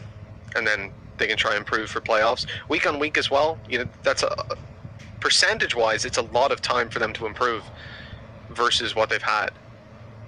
They can prepare for each matchup, but up against the likes of Vici, you can see. I'm honestly thinking Vici prepared for Lucid Dreams. They probably looked into exactly how they're playing, considering the fact that they knew this was going to be one of their first games. Fox is dominating there in the USP duels, and really nice double opening for them. They've got 2 players outside connector, but they both die. That's ridiculous. Still one more though. 789, he's tucked away. He's switching up over to Dark, and I think they're going to find out in a few seconds. Yes, they do. Bomb going to be stopped, and Alman's alone in the 1-on-2 with 4 HP. Like we've almost seen this before. As in the first match, and unfortunately not able to hit the shot. So Lucid Dream will get the pistol round. We'll get off to a strong start here. Without the bomb being planted as well, Vici, they're just going to have to go for the save.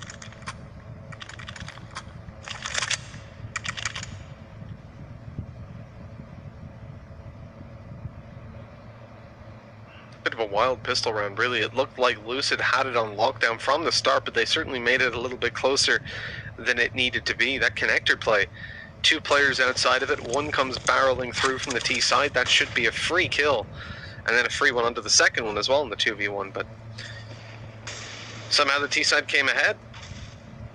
But with Lucid eventually getting their 5th on, not allowing a bomb plant, this should be 6. But even from that point, I don't think we're going to see the same T-side from Vici that we saw before. If we do, Lucid could actually win the map. As I said, 3 out of 12 of the final rounds went their way. And with a pistol under Lucid's belt, if those 3 were to be distributed over the next, that'd be a 16-14 for Lucid.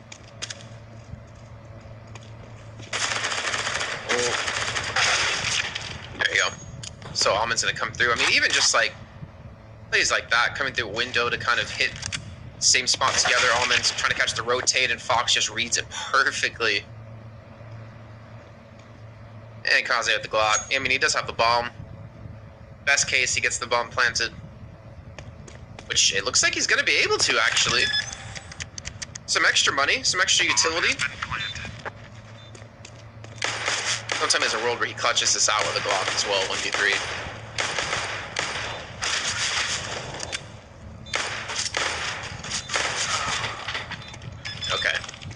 took a long time to kill him, but It became immortal for a few seconds. But luckily, it wore off. Still, look what they're able to do with nothing. A bomb plant, 2 kills. Bomb has been defused. The money's going to be fantastic. Terrorists win. T-side probably pulling out an AWP even this early on, if they want to. No, looks like the AK's all around with a bit of utility.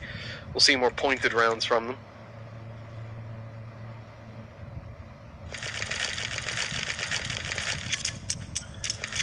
And here we go.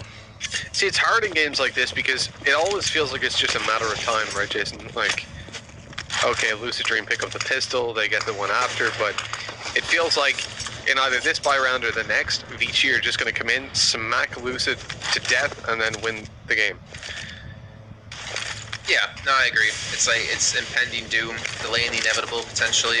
I mean, it would be fantastic if Lucid Dream somehow take this map. I guess it would be a testament towards their CT side. But, you know, I don't think on Nuke we really saw enough for that to be a potential. I don't think we've seen enough of it on this map at the moment. Already first kill going the way of Vici. A little bit of a missed flashbang that are joking, and John Olsen's going to pick up the reins. Let's get the kill onto him. Down to the 4-on-4, and well, they pretty much give it over the entire A site, the T side.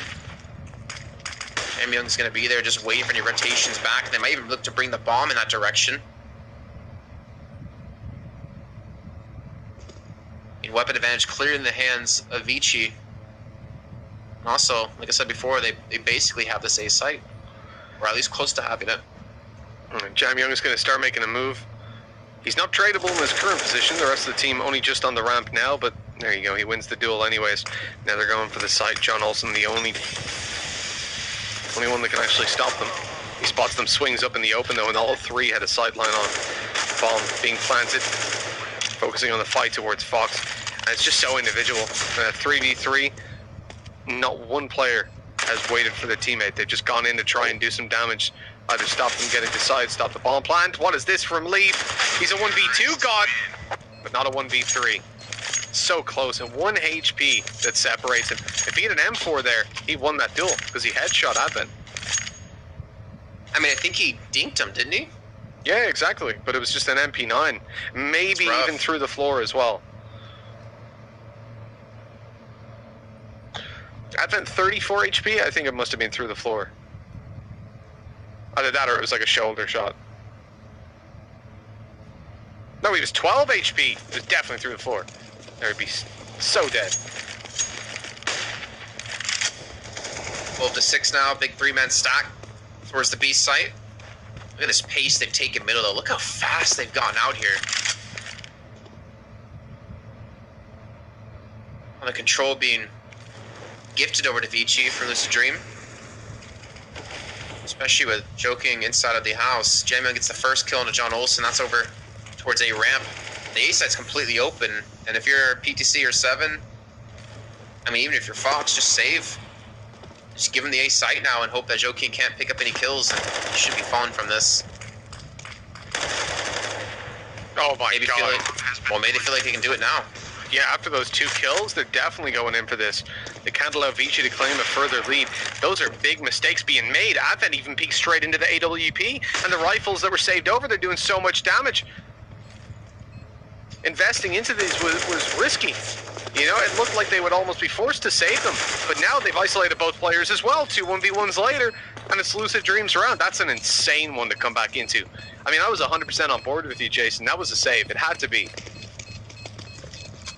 And yet here we are. 3 players alive, 2 AKs and an op saved over, and Lucid Dream take a 7th. It really was impressive. And you have to imagine if maybe Vici didn't go for any peaks there, that would have been the round. But this kill right here, I think 7, 8, 9, getting that kill over on the Kaze, that was like, all right, we can do this. We can retake this.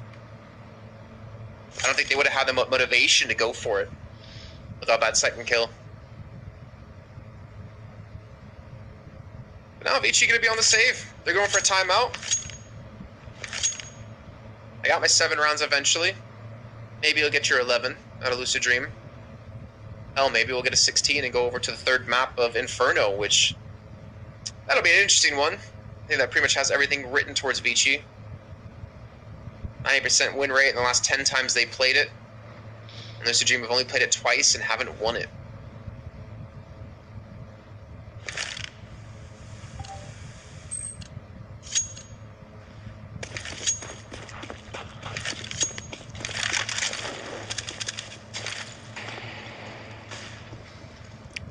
I'm not 100% sure, but this could be the first MP5 we've seen in the tournament, or at least in our games. Don't recall seeing its glory earlier on. And what a terrible skin. Kaze, you've disappointed me. That's the normal one, right? The something rats.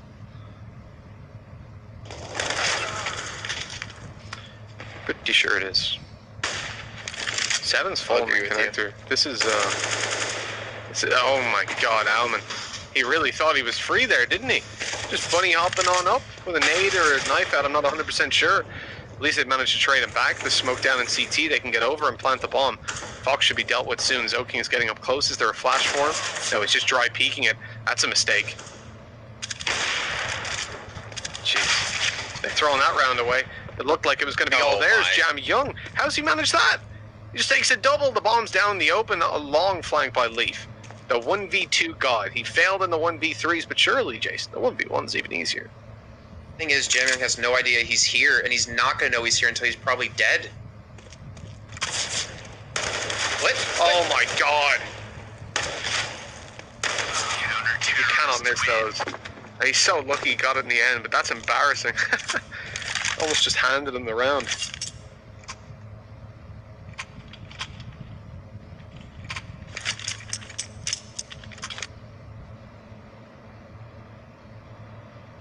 I didn't catch this properly. Oh man, that second headshot was nuts. Yeah. Oh, we don't need to see this. Oh no, Leaf. That was awkward. Like, he gave him, what, 3 chances there to kill him? A couple of opportunities with the shots. It's really unfortunate. So sick. So sick. Oh, look at this B rush, though. 2 players waiting. Good flashbang as you get through. Good counter nades, however, coming down. You can see the HP just melting away from the T side, and so are the lives of the 4 players. Now Kaze's left alone, wondering where his team went. Even the Molotov tagging him up, too. Counter-terrorists win. Well, 12-9. It's been a really weird series of events. You know, we're counting Lucid Dream out the whole time due to that terrible first half. But again, we have to look back towards how things panned out previously. As I said, Vici won the pistol on their T side, went up 3-0, and then finished the half with 6 rounds. None of them were converted consecutively. They do struggle with their terrorist side versus Lucid Dream. And in the position they're currently in, I would say Lucid Dream look like they could win a PTC. Big mistake going down through mid. Doesn't get punished, though. They thought now was the round to try an aggressive play with the AWP, but they learned quickly that it wasn't. Vici looked to move out. That flash has not caught John Olsen. That could be an opening duel. He has to re-smoke it, though. Gets full blind. Tagged up a little bit as he runs away. Oh, PTC, so aggressive. That works out. I mean, we see Lucid Dream get aggressive in middle, but they have to give it up because Vici, they take mid so damn fast. They also get 2 kills off of this after losing Alman. Jam Young only on 2 HP. Sometimes that's all you really need. And I don't know how that missed. I mean, the second one I can understand potentially, but Avens gets the kill, and Joking takes down Fox. That would have been a massive kill coming through. And a PTC to stop the push in towards the safe side, but the bomb's going to get there. The money is just... It's not terrible. The Lucid Dream side, but, I mean, Leaf could win the 1v3. Barely won the 1v1. I don't think he can win a 1v4 here. No. I think saving is his only option. He can give John Olsen a weapon as well. And John Olsen and 789 made some big mistakes in that round. They had PTC find the opening duel. Yes, they'd spotted at least 2 more players in middle, but for some reason, one of them decided to push up. It was 789 pushed through ramp. while John Olsen got aggressive back in connector. They both lost those fights immediately within a second of each other. And at that point, the round was pretty much confirmed. PTC could have pulled it back with like an insane op play, but he didn't manage that. Jan Young's running so low. Leafs did a great job. That was a mini 1v2 from him.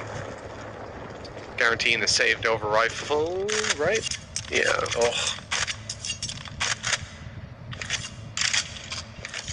If Vici find this will be the first time up against Lucid Dream on the terror side of Mirage that they've connected 2 rounds in a row when on full buys. On and versus full buys. And they'll also manage to break the CT's economy and put it over with 15 rounds on the board. Like, this is their chance to finish this off, to win. Good tag by PTC. The jump was a little bit too high, so he only hit the legs.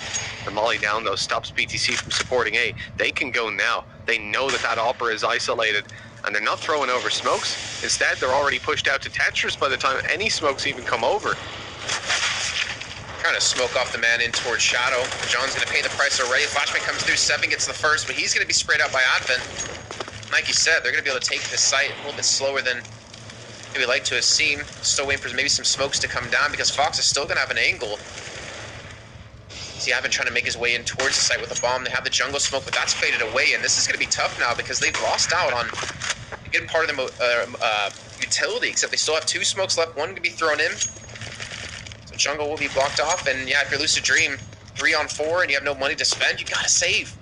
You gotta prevent Vici Gaming from getting themselves to map and match point.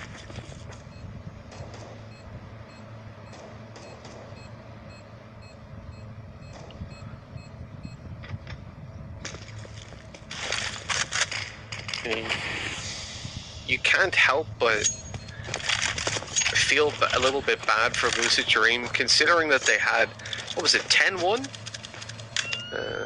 Yeah, 10-1 down. And that first half started out so poorly. They almost had the pistol. Even if they just found that, they'd be almost even with Vici at the moment. But instead, you're on the verge of being knocked out 2-0 in the series, as we know should have happened. They've put up a good fight in the last couple of rounds. Now they're on their last legs. The buy is weak.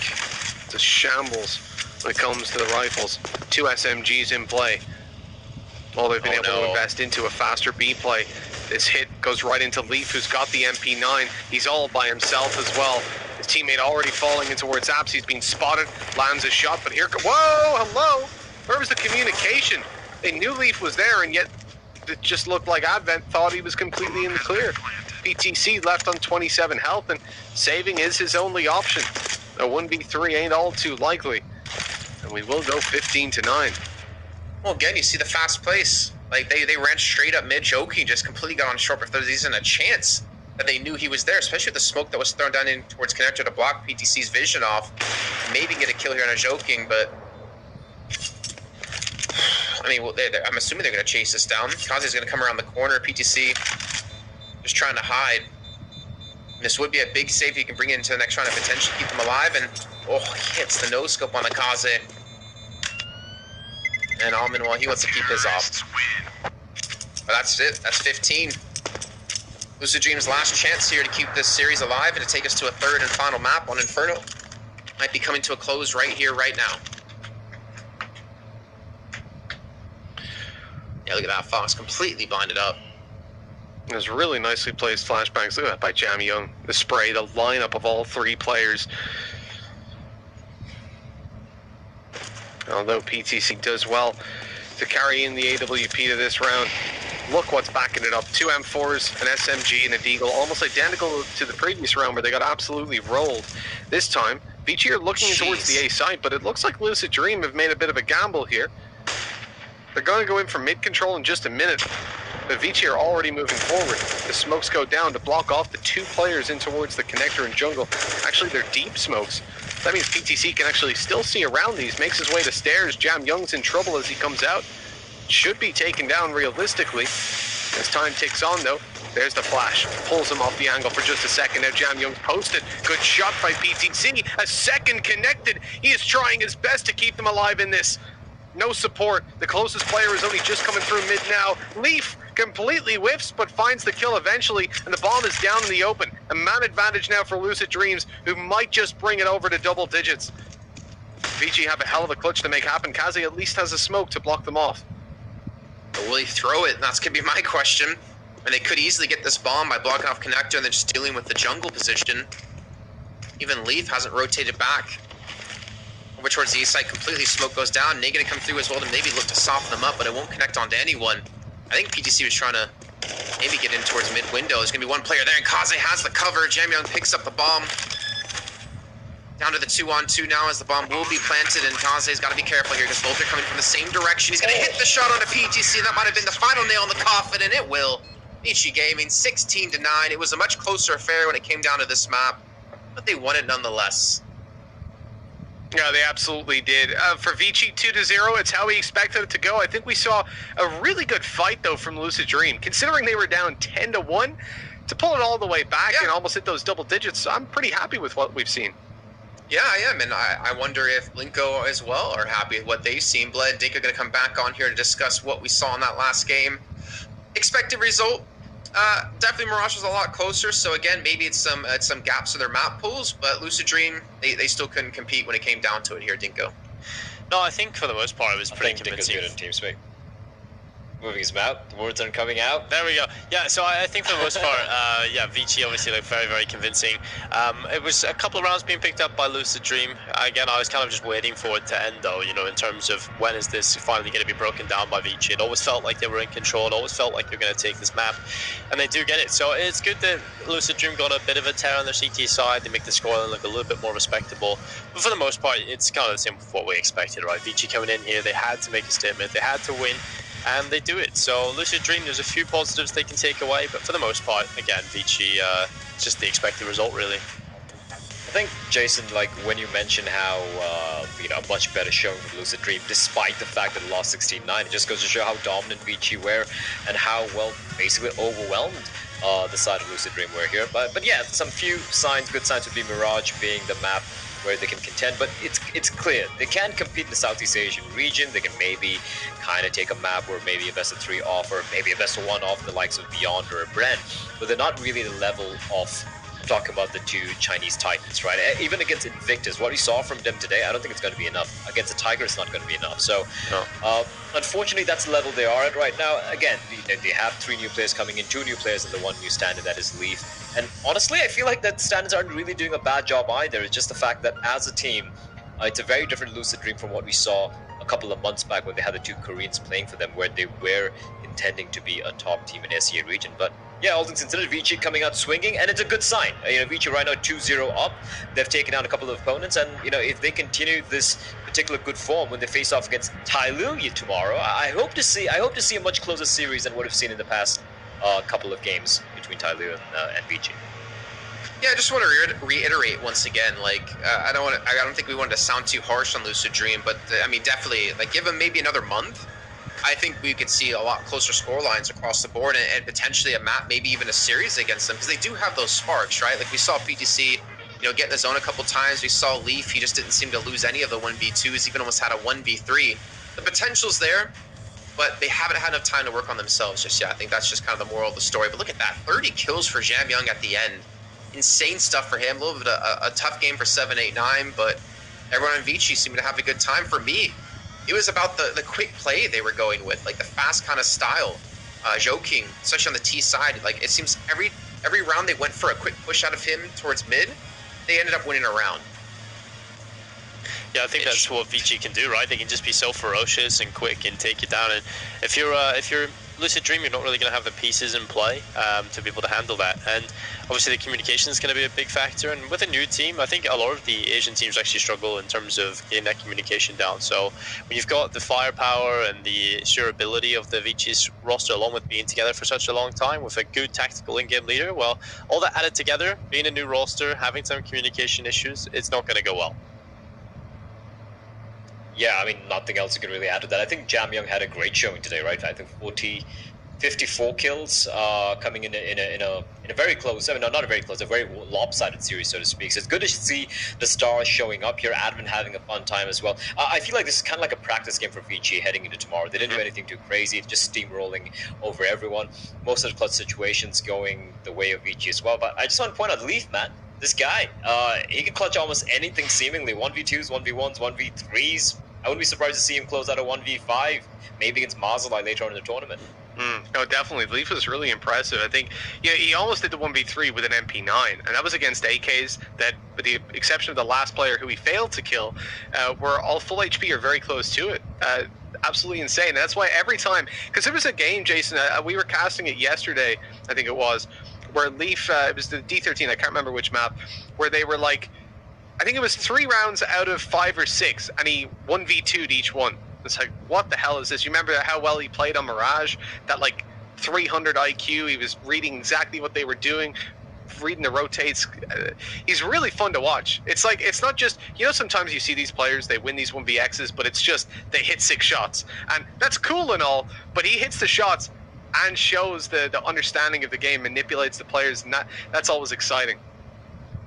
You know, it's also exciting. Our next game coming up, we have Tyloo up against D13. I just want to hear some quick thoughts before we do head to break, because obviously we have a little bit of an extended break since we're not on an accelerated schedule, though I do have some news for you about that in just a few moments. So let's start things off. I mean, Tyloo, D13, we got to see D13 get their first victory in their first match yesterday. Tyloo currently 1-1. Are we going to see 2-1 for them now, Blah? It should be, right? I don't really see a world where D13 are going to upset Tyloo right now. Now, D13 have upset Tyloo recently. They did beat them in the previous RMR. So there is a chance, you know. I feel like it's going to be a much closer series than Lucid Dream and Avicii, what we witnessed right now. I feel Tyloo's still going to take the series, but it's going to be much more harder. That's a problem with Tyloo. Sometimes they play the level of their opponents, and that's just unfortunate. That's just the way Tyloo is. But I feel like if they just go for the individual duel, just try and just take the fight to Tiger, players like Annihilation, like Raid, these are the young guns, these are the young stars of Asian CS. I feel like they could definitely make things a little bit more rougher for Tyloo. But I'm still going to go the way of Tyloo, albeit I expect to see a 3-map.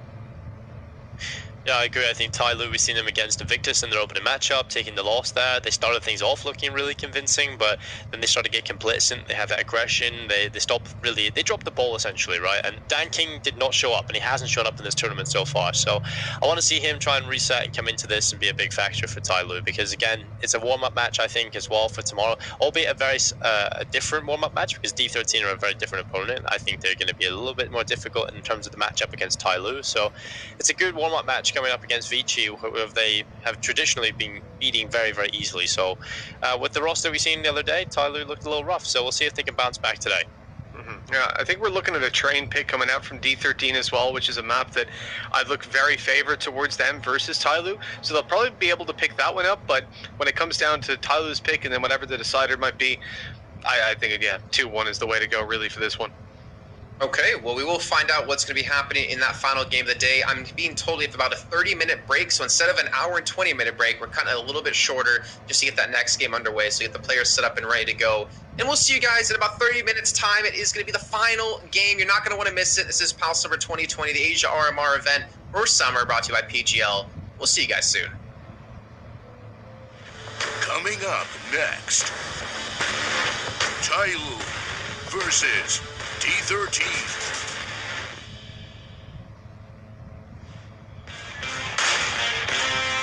Yeah. When that horn blows, you know what that mean. Here come a king. Bow down, don't step in the ring. The end is near. Hear the fat lady sing.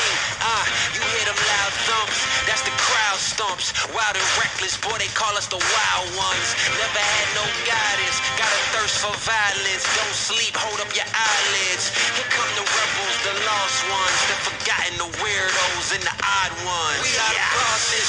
We are the bad guys. We'll get you baptized into the dark side when you hear the war cry. War cry. War cry. War cry. We are the wild ones running the nightfall. Better stay inside away from the outlaws when you hear the war cry. War cry. War cry. War cry. Yeah. Nah, you can't rock with us. A ticking time bomb, who wanna talk with us? All has fallen, we thrive in destruction. So hide your jewels, keep your chains tucked in. Watch the beauty all turn. Nowhere to hide when the beauty's all burn. Bring on the chaos, we won't make him. Take us to your leader and watch us take him. Kick in the door and break in. Take everything you stole from us. Everything that you owe to us. Take every opportunity you never showed to us. With no mask, so you know it's us. Listen to our war cries. We are the bad guys. We'll get you baptized into the dark side when you hear the war cry. War cry. War cry. War cry. We are the wild ones running the nightfall. Better stay inside, away from the outlaws when you hear the war cry. War cry. War cry. Yeah. War cry. War paint on our faces, battle of the ages. We ain't the safest, we was locked in cages. You tried your best to erase us, now you gotta face us. Nobody can save us, we wild and dangerous. Nobody can tame us. Who's sparking the flames up? You can go and blame us. You can go and blame us. Here our war cries. We are the bad guys. We'll get you baptized into the dark side when you hear the war cry. War cry, war cry, war cry. We are the wild ones running the nightfall. Better stay inside, away from the outlaws when you hear the war cry. War cry, war cry, war cry. We are the bosses, we are the bad guys. We'll get you baptized into the dark side when you hear the war cry. War cry, war cry, war cry. We are the wild ones running the nightfall.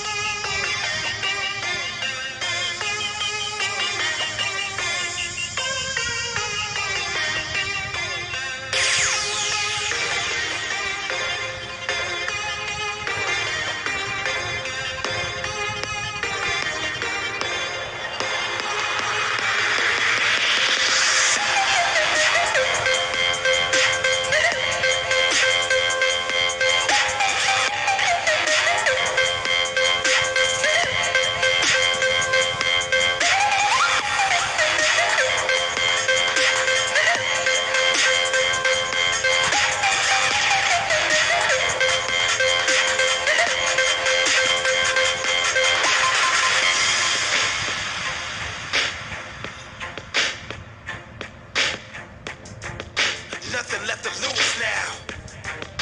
Everything to prove now. Long as I'm alive, I'ma fight back. My fire never cools down. You're fanning the flame that's inside me, and I'ma let it consume me entirely. Got me feeling fearless, unbreakable spirit. You'll remember the wrath when I leave. I came too far to give up. I will never bow down. I'm about to catch fire. Yeah, I'm about to catch fire.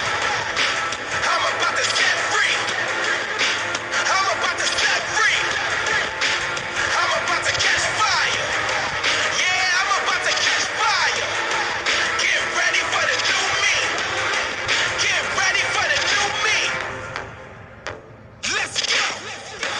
Try to hold me down and I go higher. Try to put me out and I go wilder. I'm a fighter, a survivor. And I'm about to catch fire. Try to hold me down and I go higher. Try to put me out and I go wilder. I'm a fighter, a survivor. Stand back while I catch fire.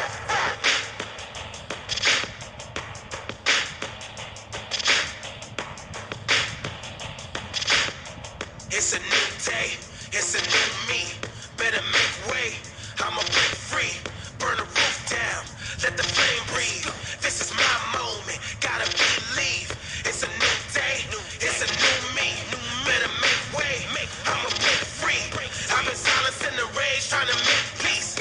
About to let it blaze, turn up the heat. I'm about to catch fire. Yeah, I'm about to catch fire. I'm about to set free. I'm about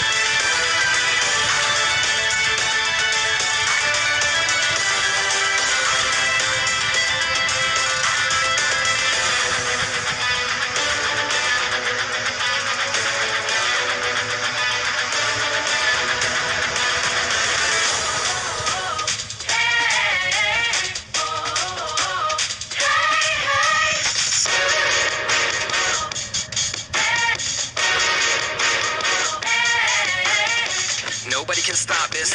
Force of nature like a rocket launching into the orbit. Winners are forming, wind into I never throw no caution.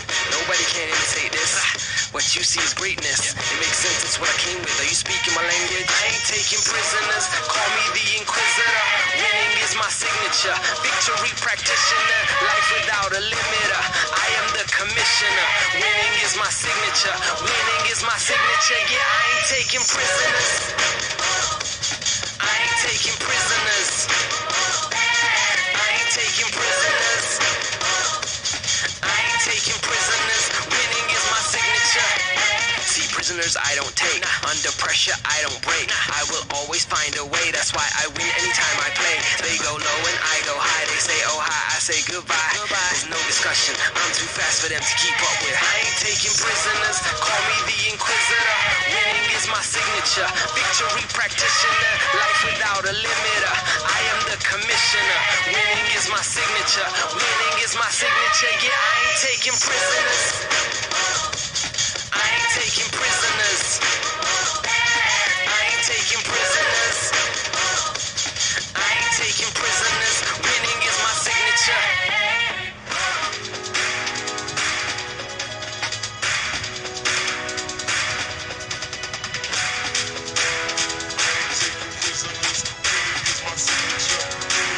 I ain't taking prisoners.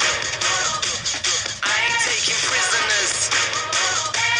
I ain't taking prisoners. I ain't taking prisoners. Winning is my signature. I ain't taking prisoners. I ain't taking prisoners. I ain't taking prisoners. Winning is my signature. I ain't taking prisoners.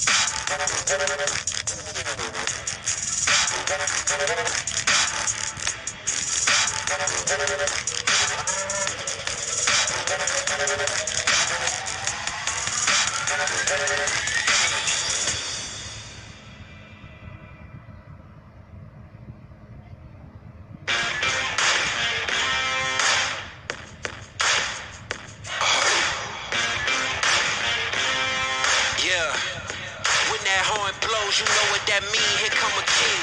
Bow down, don't step in the ring. The end is near. Hear the fat lady sing. You hear them loud thumps. That's the crowd stumps. Wild and reckless, boy, they call us the wild ones. Never had no guidance. Got a thirst for violence. Don't sleep, hold up your eyelids. Here come the rebels, the lost ones, the forgotten, the weirdos, and the odd ones. We are the bosses. We are the bad guys. We'll get you baptized into the dark side when you hear the war cry. War cry. War cry. War cry. We are the wild ones running the nightfall. Better stay inside away from the outlaws when you hear the war cry. War cry. War cry. War cry. Yeah. Nah, you can't rock with us. A ticking time bomb, who wanna talk with us? All has fallen, we thrive in destruction. So hide your jewels, keep your chains tucked in. Watch the beauty all turn, nowhere to hide when the beauty's all burn. Bring on the chaos, we won't make him. Take us to your leader and watch us take him. Kick in the door and break in. Take everything you stole from us, everything that you owe to us. Take every opportunity you never showed to us. With no mask, so you know it's us. Listen to our war cry. We are the bad guys. We'll get you baptized into the dark side when you hear the war cry. War cry. War cry. War cry. We are the wild ones running the nightfall. Better stay inside away from the outlaws when you hear the war cry. War cry. War cry. Yeah. War cry.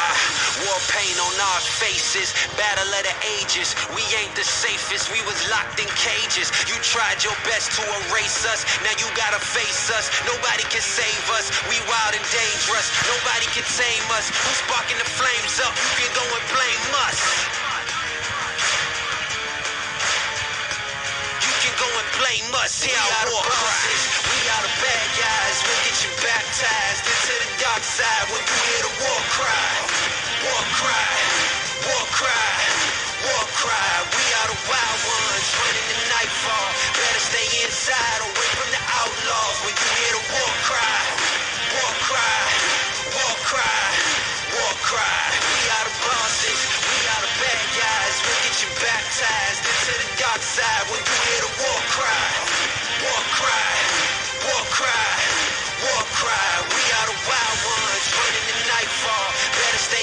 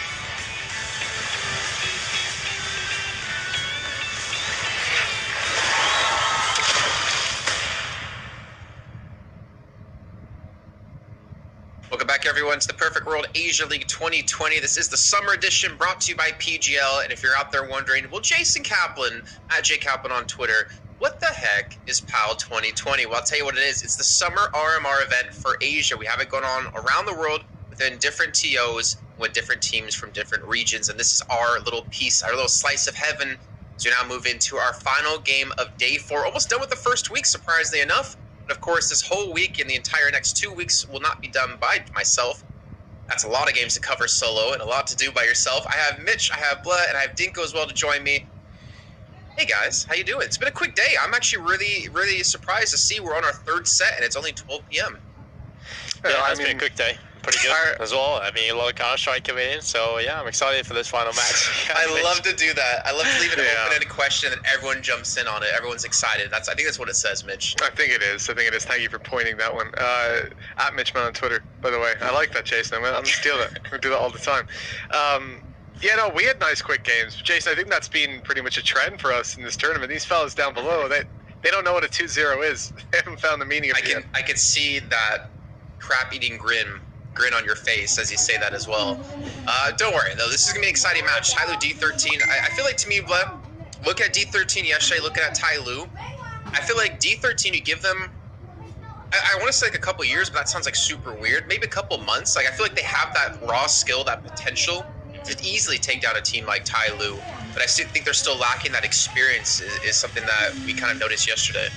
Yeah, and the thing with this team is, again, it goes to show, right? When you face up against a team like Tyloo, especially in the group stages, Tyloo are not the team they were once upon a time, right? It's still a comparatively new lineup. They're still trying to figure out how they roll. Just the fact that they have so much firepower is what carries them through a lot of these games. Now, if they're going to play at D13's level, they're going to try and just these aim duel-based sort of like matchups that we see D13 enjoying.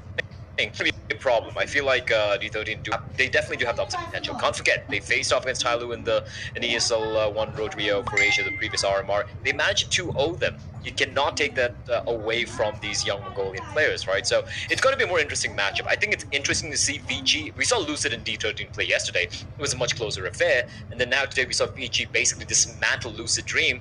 And if you just base on paper, you're like, okay, Tyloo can beat Vici easily. They've beaten them 4 times the last 4 times they faced off against each other. And Vici thrashed these guys Lucid Dream, that means Tyloo should completely dismantle D13. Like, that's the flow of logic you might be looking at, but it won't necessarily be the case. I think it's going to be a much closer affair than what just the names would say. Do you think it's a stretch to say that D13 players on the team have more potential as a unit than the likes of Tiger? Because we haven't seen Tiger perform, I guess, in these like individual flashy kind of plays or have that like kind of raw skill come out in their matches compared to D13, Dinko. I think D13 is hard to say, right? Because they have lots of young individuals, and I think when you're talking about potential, like, it's clearly there for a couple of these guys. Like the whole unit, I don't think it's quite there, but the players that really jumped off the page for me yesterday, or actually 3 of them, was Annihilation, Score, and Rid. I think those players have a load of individual skill, but you know, when you're talking about making it as a top professional player, it is very difficult. Like, if only a few players actually manage to reach that level.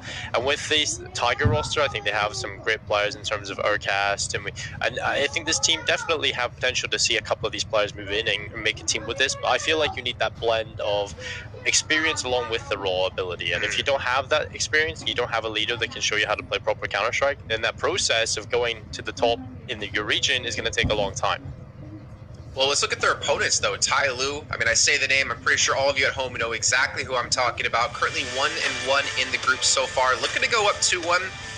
This is a team that if they don't make it to playoffs would be a massive upset, and I don't think there's any of us here, or pretty much anyone at home, look at them as being a team who's going to be in the bottom 2 of the table. But this is going to be, I think, a decent challenge for them. Like you said before, Blah, they already lost, I think you said 0-2 in the road to Rio against them. And I think we're expecting a 3-mapper here. Yeah, I really wouldn't be surprised considering they were 0-2. And I mean, wait, have Tyloo played 2 games or 1 so far? No, they did play 1 best of 3. They lost. Sure? Yeah, they played 1 best of 3.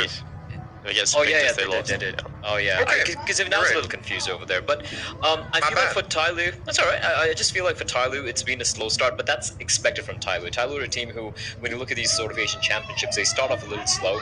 They have a couple of like, they'll get knocked out maybe to lower bracket, and then something activates, and they just continue to steamroll everyone. Speaking of the D13 members, you mentioned Score, Annihilation, and Raid, right? These are the three youngsters we spotted out, and I feel these three gonna have to really step it up individually speaking if they want to face off against the likes of Tyloo.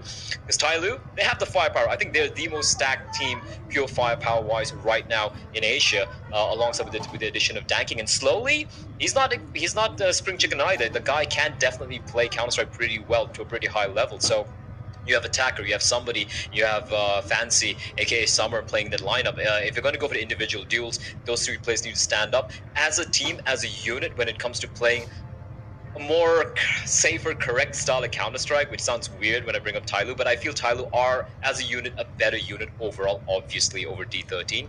But yeah, you cannot forget that upset factor, and I'm sure it is going to be the back of Tyloo's minds.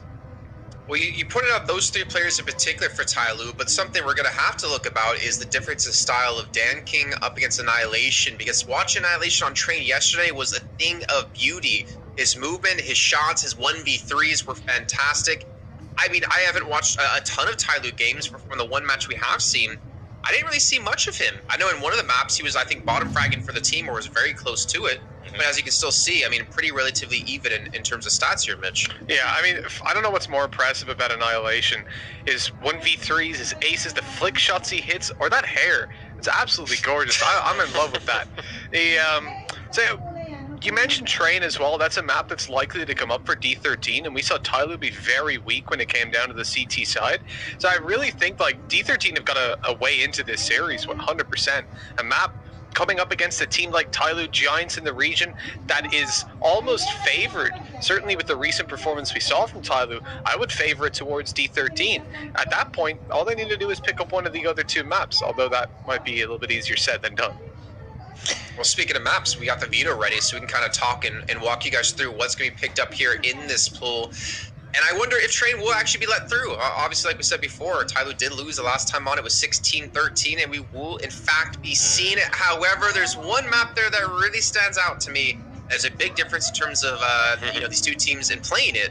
It's going to be Dust 2. No, I'm kidding. It's going to be Vertigo as our second pick. I think it's very... I mean, like, the new map from Tyloo, that's a permaban. They never play the map, right? And Overpass being the one for D13. The Train pick, of course, they looked so good at it yesterday, and I feel like D13, they definitely would have the edge going to Train. The Vertigo pick, that's a punish pick coming in from Tyloo. They do have the deeper map pool. They have played this map recently. Yes, they have had mixed success, but that's a problem with D13. They don't have the map pool to work with. They have 3 or 4 maps which are pretty competent on, but their Inferno is pretty terrible. They barely play. They don't play Overpass at all, and I don't see a single Vertigo being played in the past few months. So that's a punish pick coming from Tyloo, and bear in mind they look pretty good on Vertigo. Now the Mirage ban from D13 looks interesting. I feel like they would might have the edge in Mirage because it can be a little bit of a scrimmy map, but then Tyloo banning Inferno, now that's a big question mark for me. Heading into Dust 2, if I'm Tyloo, right, assuming Tyloo got the last ban, I don't want to give a map where the players like Annihilation, Score, or Ray can really pop off. And I'm just seeing those youngsters, I know they can take those duels. I would rather Tyloo go with Inferno. Yes, they have a lower win rate on it, but they have played against... The reason Tyloo have a pretty abysmal win rate on Inferno, despite having played, I think, 10 of it in the past 3 or 4 months, is because they were playing in EU, in the Pro League, where they're facing off against, FaZe and Big and all these guys, and they were picking it every single time and getting beaten on it. But when they play in Asia, they're very, very competent in Inferno. That is a surprise I have, the fact that it allowed Dust 2 through. But apart from that, no big surprises, actually. Yeah, I'm seeing here OG, G2, Virtus Pro, all losses. Then Vici lost. They had like 4 losses straight, actually 5 losses straight, even losing to Tiger later on 16-7. I'm curious to see Dust 2. Honestly, I want it to go 3 maps. I want to see what D13 can bring out, especially if they win like the first game and maybe the second one's a little bit close, then they really have the momentum going. But I also want to take a look at the top fraggers for both teams here as well. And I think it's some names we're pretty much going to be expecting coming to this one. I believe Attacker going to be coming in for the Tyloo side and comparing him up against Score. And I think you said Score was like, what, 17, 18 years old? 17, I think. Super young, and he already has so much promise behind him. I mean, look at the kills, 0.83 KD. He's got some good assists, the damage as well, and the headshot percentage is just pretty ridiculous. I mean, He was our MVP in one of the maps we had in their match yesterday. You know, I'm actually just going to quickly throw a curveball in. I just wanted to jump on the Vertigo a second ago. D13 have actually played this just outside of 3 months ago. It was in the Asia Minor Open Qualifier for Pro League, I think. Or no, for Rio. And like the original ones before the Road to Rio. And they picked it 4 times, and it was against Updraft twice, the Japanese team, Division X, and Tiger they even chose Vertigo against. So they evidently have some level of preparation on that map, but it was kind of flying under the radar. I thought they hadn't played it, but took a bit of a deep dive in the stats, and that's with 4 of their core players. So I don't think they're going to be completely lost here, but at the same time, Tyloo are dominant as hell. But they beat Invictus and Vici 16-5 and 16-4. That kind of says enough about it. But which Vertigo was that on, though? Was that on the new Vertigo with the mid control completely changed around, or was that on the old? That would be the old one, right? It would be. One. It would it be? I thought the new one was in for the Road to Rio. That's not. That was. This isn't Road to Rio. This is Rio. qualifier for Rio. So that was like Rio February. Oh yeah, they used right. Yeah. They used the old map for that, didn't they? They would have, yeah. Okay. Well, then there you go. Obviously, with the changes, it comes down to how much have the teams really practiced with the new mid, and obviously, a really interesting map when we do get to it. I believe we are ready to even head into our first game or our first map here in our final game of the day. And I'm also hearing we have some special commentators for it. Blinko are going to be coming in. It's not going to be a thing, Jason. It's not going to be a thing. It's perfect. It's not going to be a thing. But I mean, I don't know what you call Mitch and I though. Like Mason? Just idiots. Thanks, Stinker. Appreciate it. Gist, of course. You're not an idiot. Okay. It's mainly Mitch. It's mainly Mitch. I got you. I got your back on that one.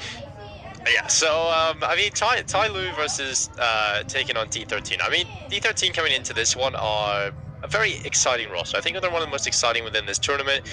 And Tyloo, well, obviously, the team everybody expects to win. So, when you take a look at this, I think D13 aren't quite at the level yet to beat Tyloo. I think it need a little while. They have the pieces, but they're not quite at that level yet where they're going to be able to beat Tyloo consistently.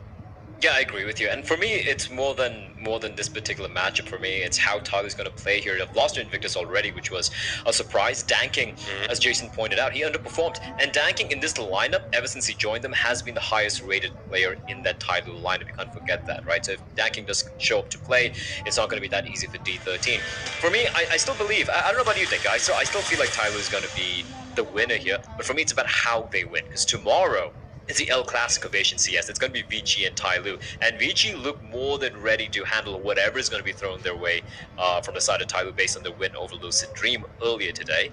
But for Tyloo, big question mark. That's the problem with Tyloo. They can struggle. They lost to BTRG a while back. They lost to D13 as well. They play at the level of their opponents, and that is either it can be a good thing when they're playing against, you know, much better teams than them, but it can also be a terrible thing when they're facing off against teams, well, to be honest, they have no business losing against.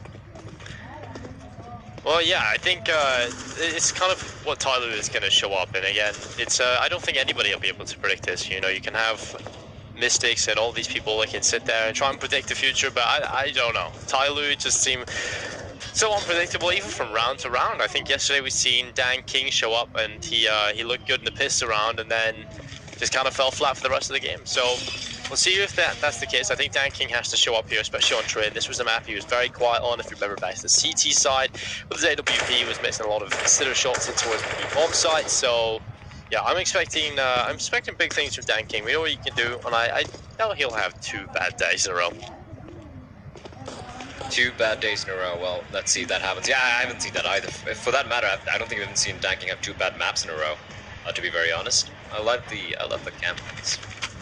I always love the campus of PGL. I always wonder, like, you know, imagine you're given the job of finding all these cool little angles and camp pads. Like the amount of fun you'd probably have just flying around trying to make things look so very cool. But yeah, just reading up train.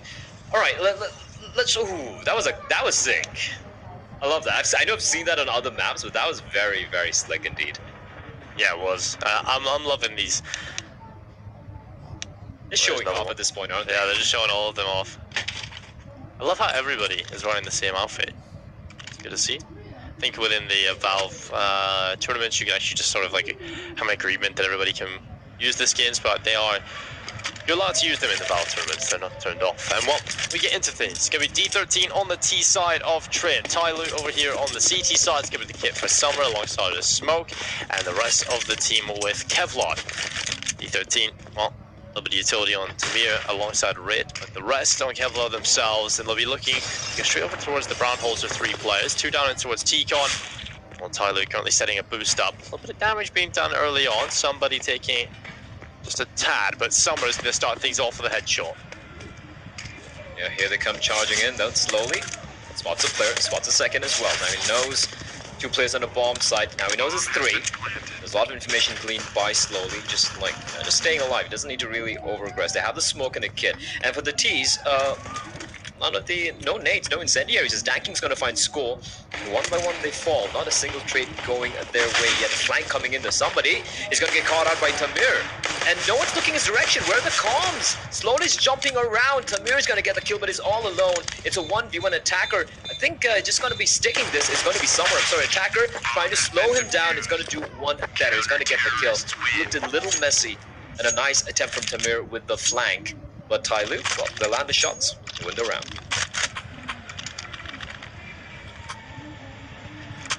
I'll be investing into the M4's mass scout and play here for Dan King. D13, well, what's the decision behind their buy here? You know, you get a chance to pull out everything you could possibly want in terms of the AKs, but instead they're going to save most of their money. They're going to go for the Deagles and play P250 and a flashbang. Not a whole lot invested here for D13. I haven't seen a default knife in Counter-Strike in so long. I have a default knife. Really? I got scammed on Butterfly a while back. That's sad. How did you fall for it? It's one of those one of the websites where you know you can trade up a skin and whatnot. I'm like, oh, okay. I'm not gonna name any sites. I'm like, oh, this. I looked at the name. I'm like, yeah, this is a legit one. I cross-checked my friend. I'm like, this is legit, right? Because I do a bunch of trading, and he's like, yeah, it is. I'm like, cool. And I go to the site, do whatever I have to do to just upgrade it. Oh, this is a pretty good deal. That should have been a telltale right there. But I'm like, oh no, this looks like a good deal. And turns out, instead of the O in the name of that website, it wasn't an O, it was an O with the umlaut on top, you know, the 2 dots on top. Yeah. And rip knife. And ever since then, I just haven't had the heart to buy another knife. I'm like, no, Blaine, you deserve not to have a knife. You're just terrible. Yeah. Oh, well, that's a sad day. You know what's funny though? Somebody taking. Look at how deep it's pushing. I know, with a Mike 7 as well. Of all guns. And he has 3 kills as well. This is what we've seen from them on Trin. This is why it was exciting to watch Tyloo on the CT side for the most part. We had to watch the T side through utility to stop somebody from pushing Ivy from the CT side. So, yeah, it's going to be difficult, I feel, for D13 to deal with this. For the most part, Invictus kind of got a tabs on how they should be dealing with it. But if you're not really playing Tyloo consistently, then you'll start to realize very quickly that Ivy is a no-go area. Yeah, and also you got to remember that the Tyloo they beat a while back, that was a Tyloo fresh back from EPL that also only pretty recently added Danking and slowly in that lineup, so they were still trying to figure out how they're going to be playing it. This is a different Tyloo. This is a Tyloo who smashed, and I mean completely annihilated, no pun intended, VG on Train, which is at mapping, and VG just looked like absolute fools. And I do believe that was the Pro League qualifiers, which Tyloo won without dropping a single map. Now, they have shown that they are mortal here so far. They lost that series to Invictus, where Danking underperformed quite a bit. But I think it'd be mad to assume that Tyloo won't be, you know, ending this entire group stage, at least in the top 3 position.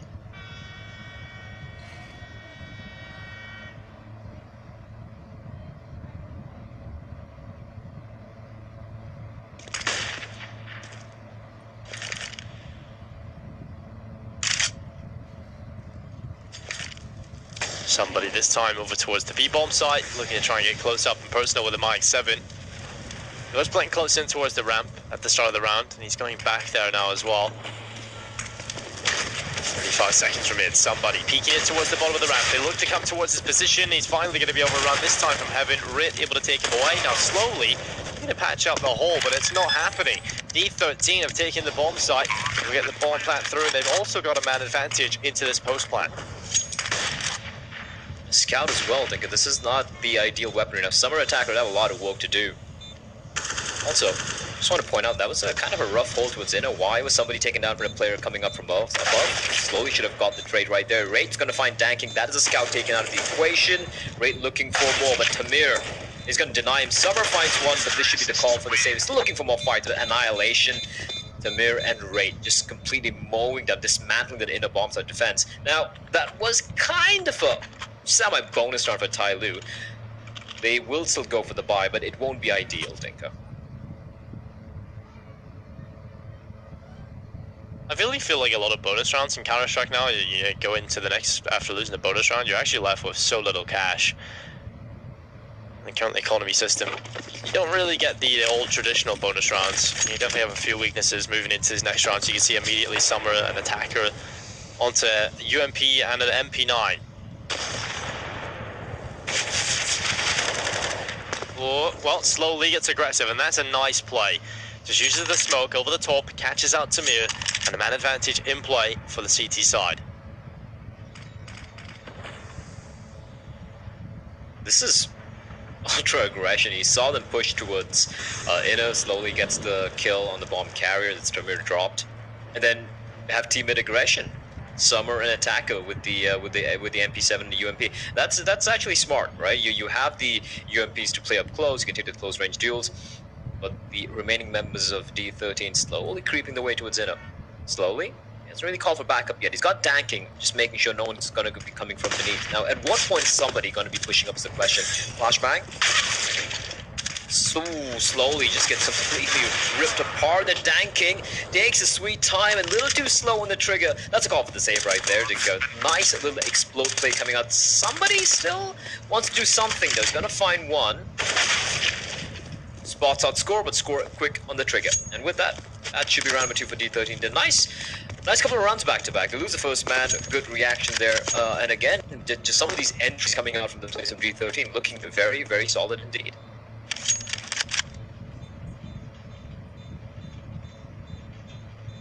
It's a good early sign that we will be seeing D13 do some damage, I think, to these type of players on an individual level, right? Because we know that D13, that's not what they lack. What they lack, perhaps, is some tactical prowess. Oh, attacker might get a free upgrade here, but it's the final second, then picks it up, so as not to pull a player into the open. Now, 2-2, it is going to be evened up. On to take a look at what they've got left over into the bike. It's not going to be a whole lot. They do have an attacker on an AK-47, so that is at least something to play with moving forward here. For D13, the all-out for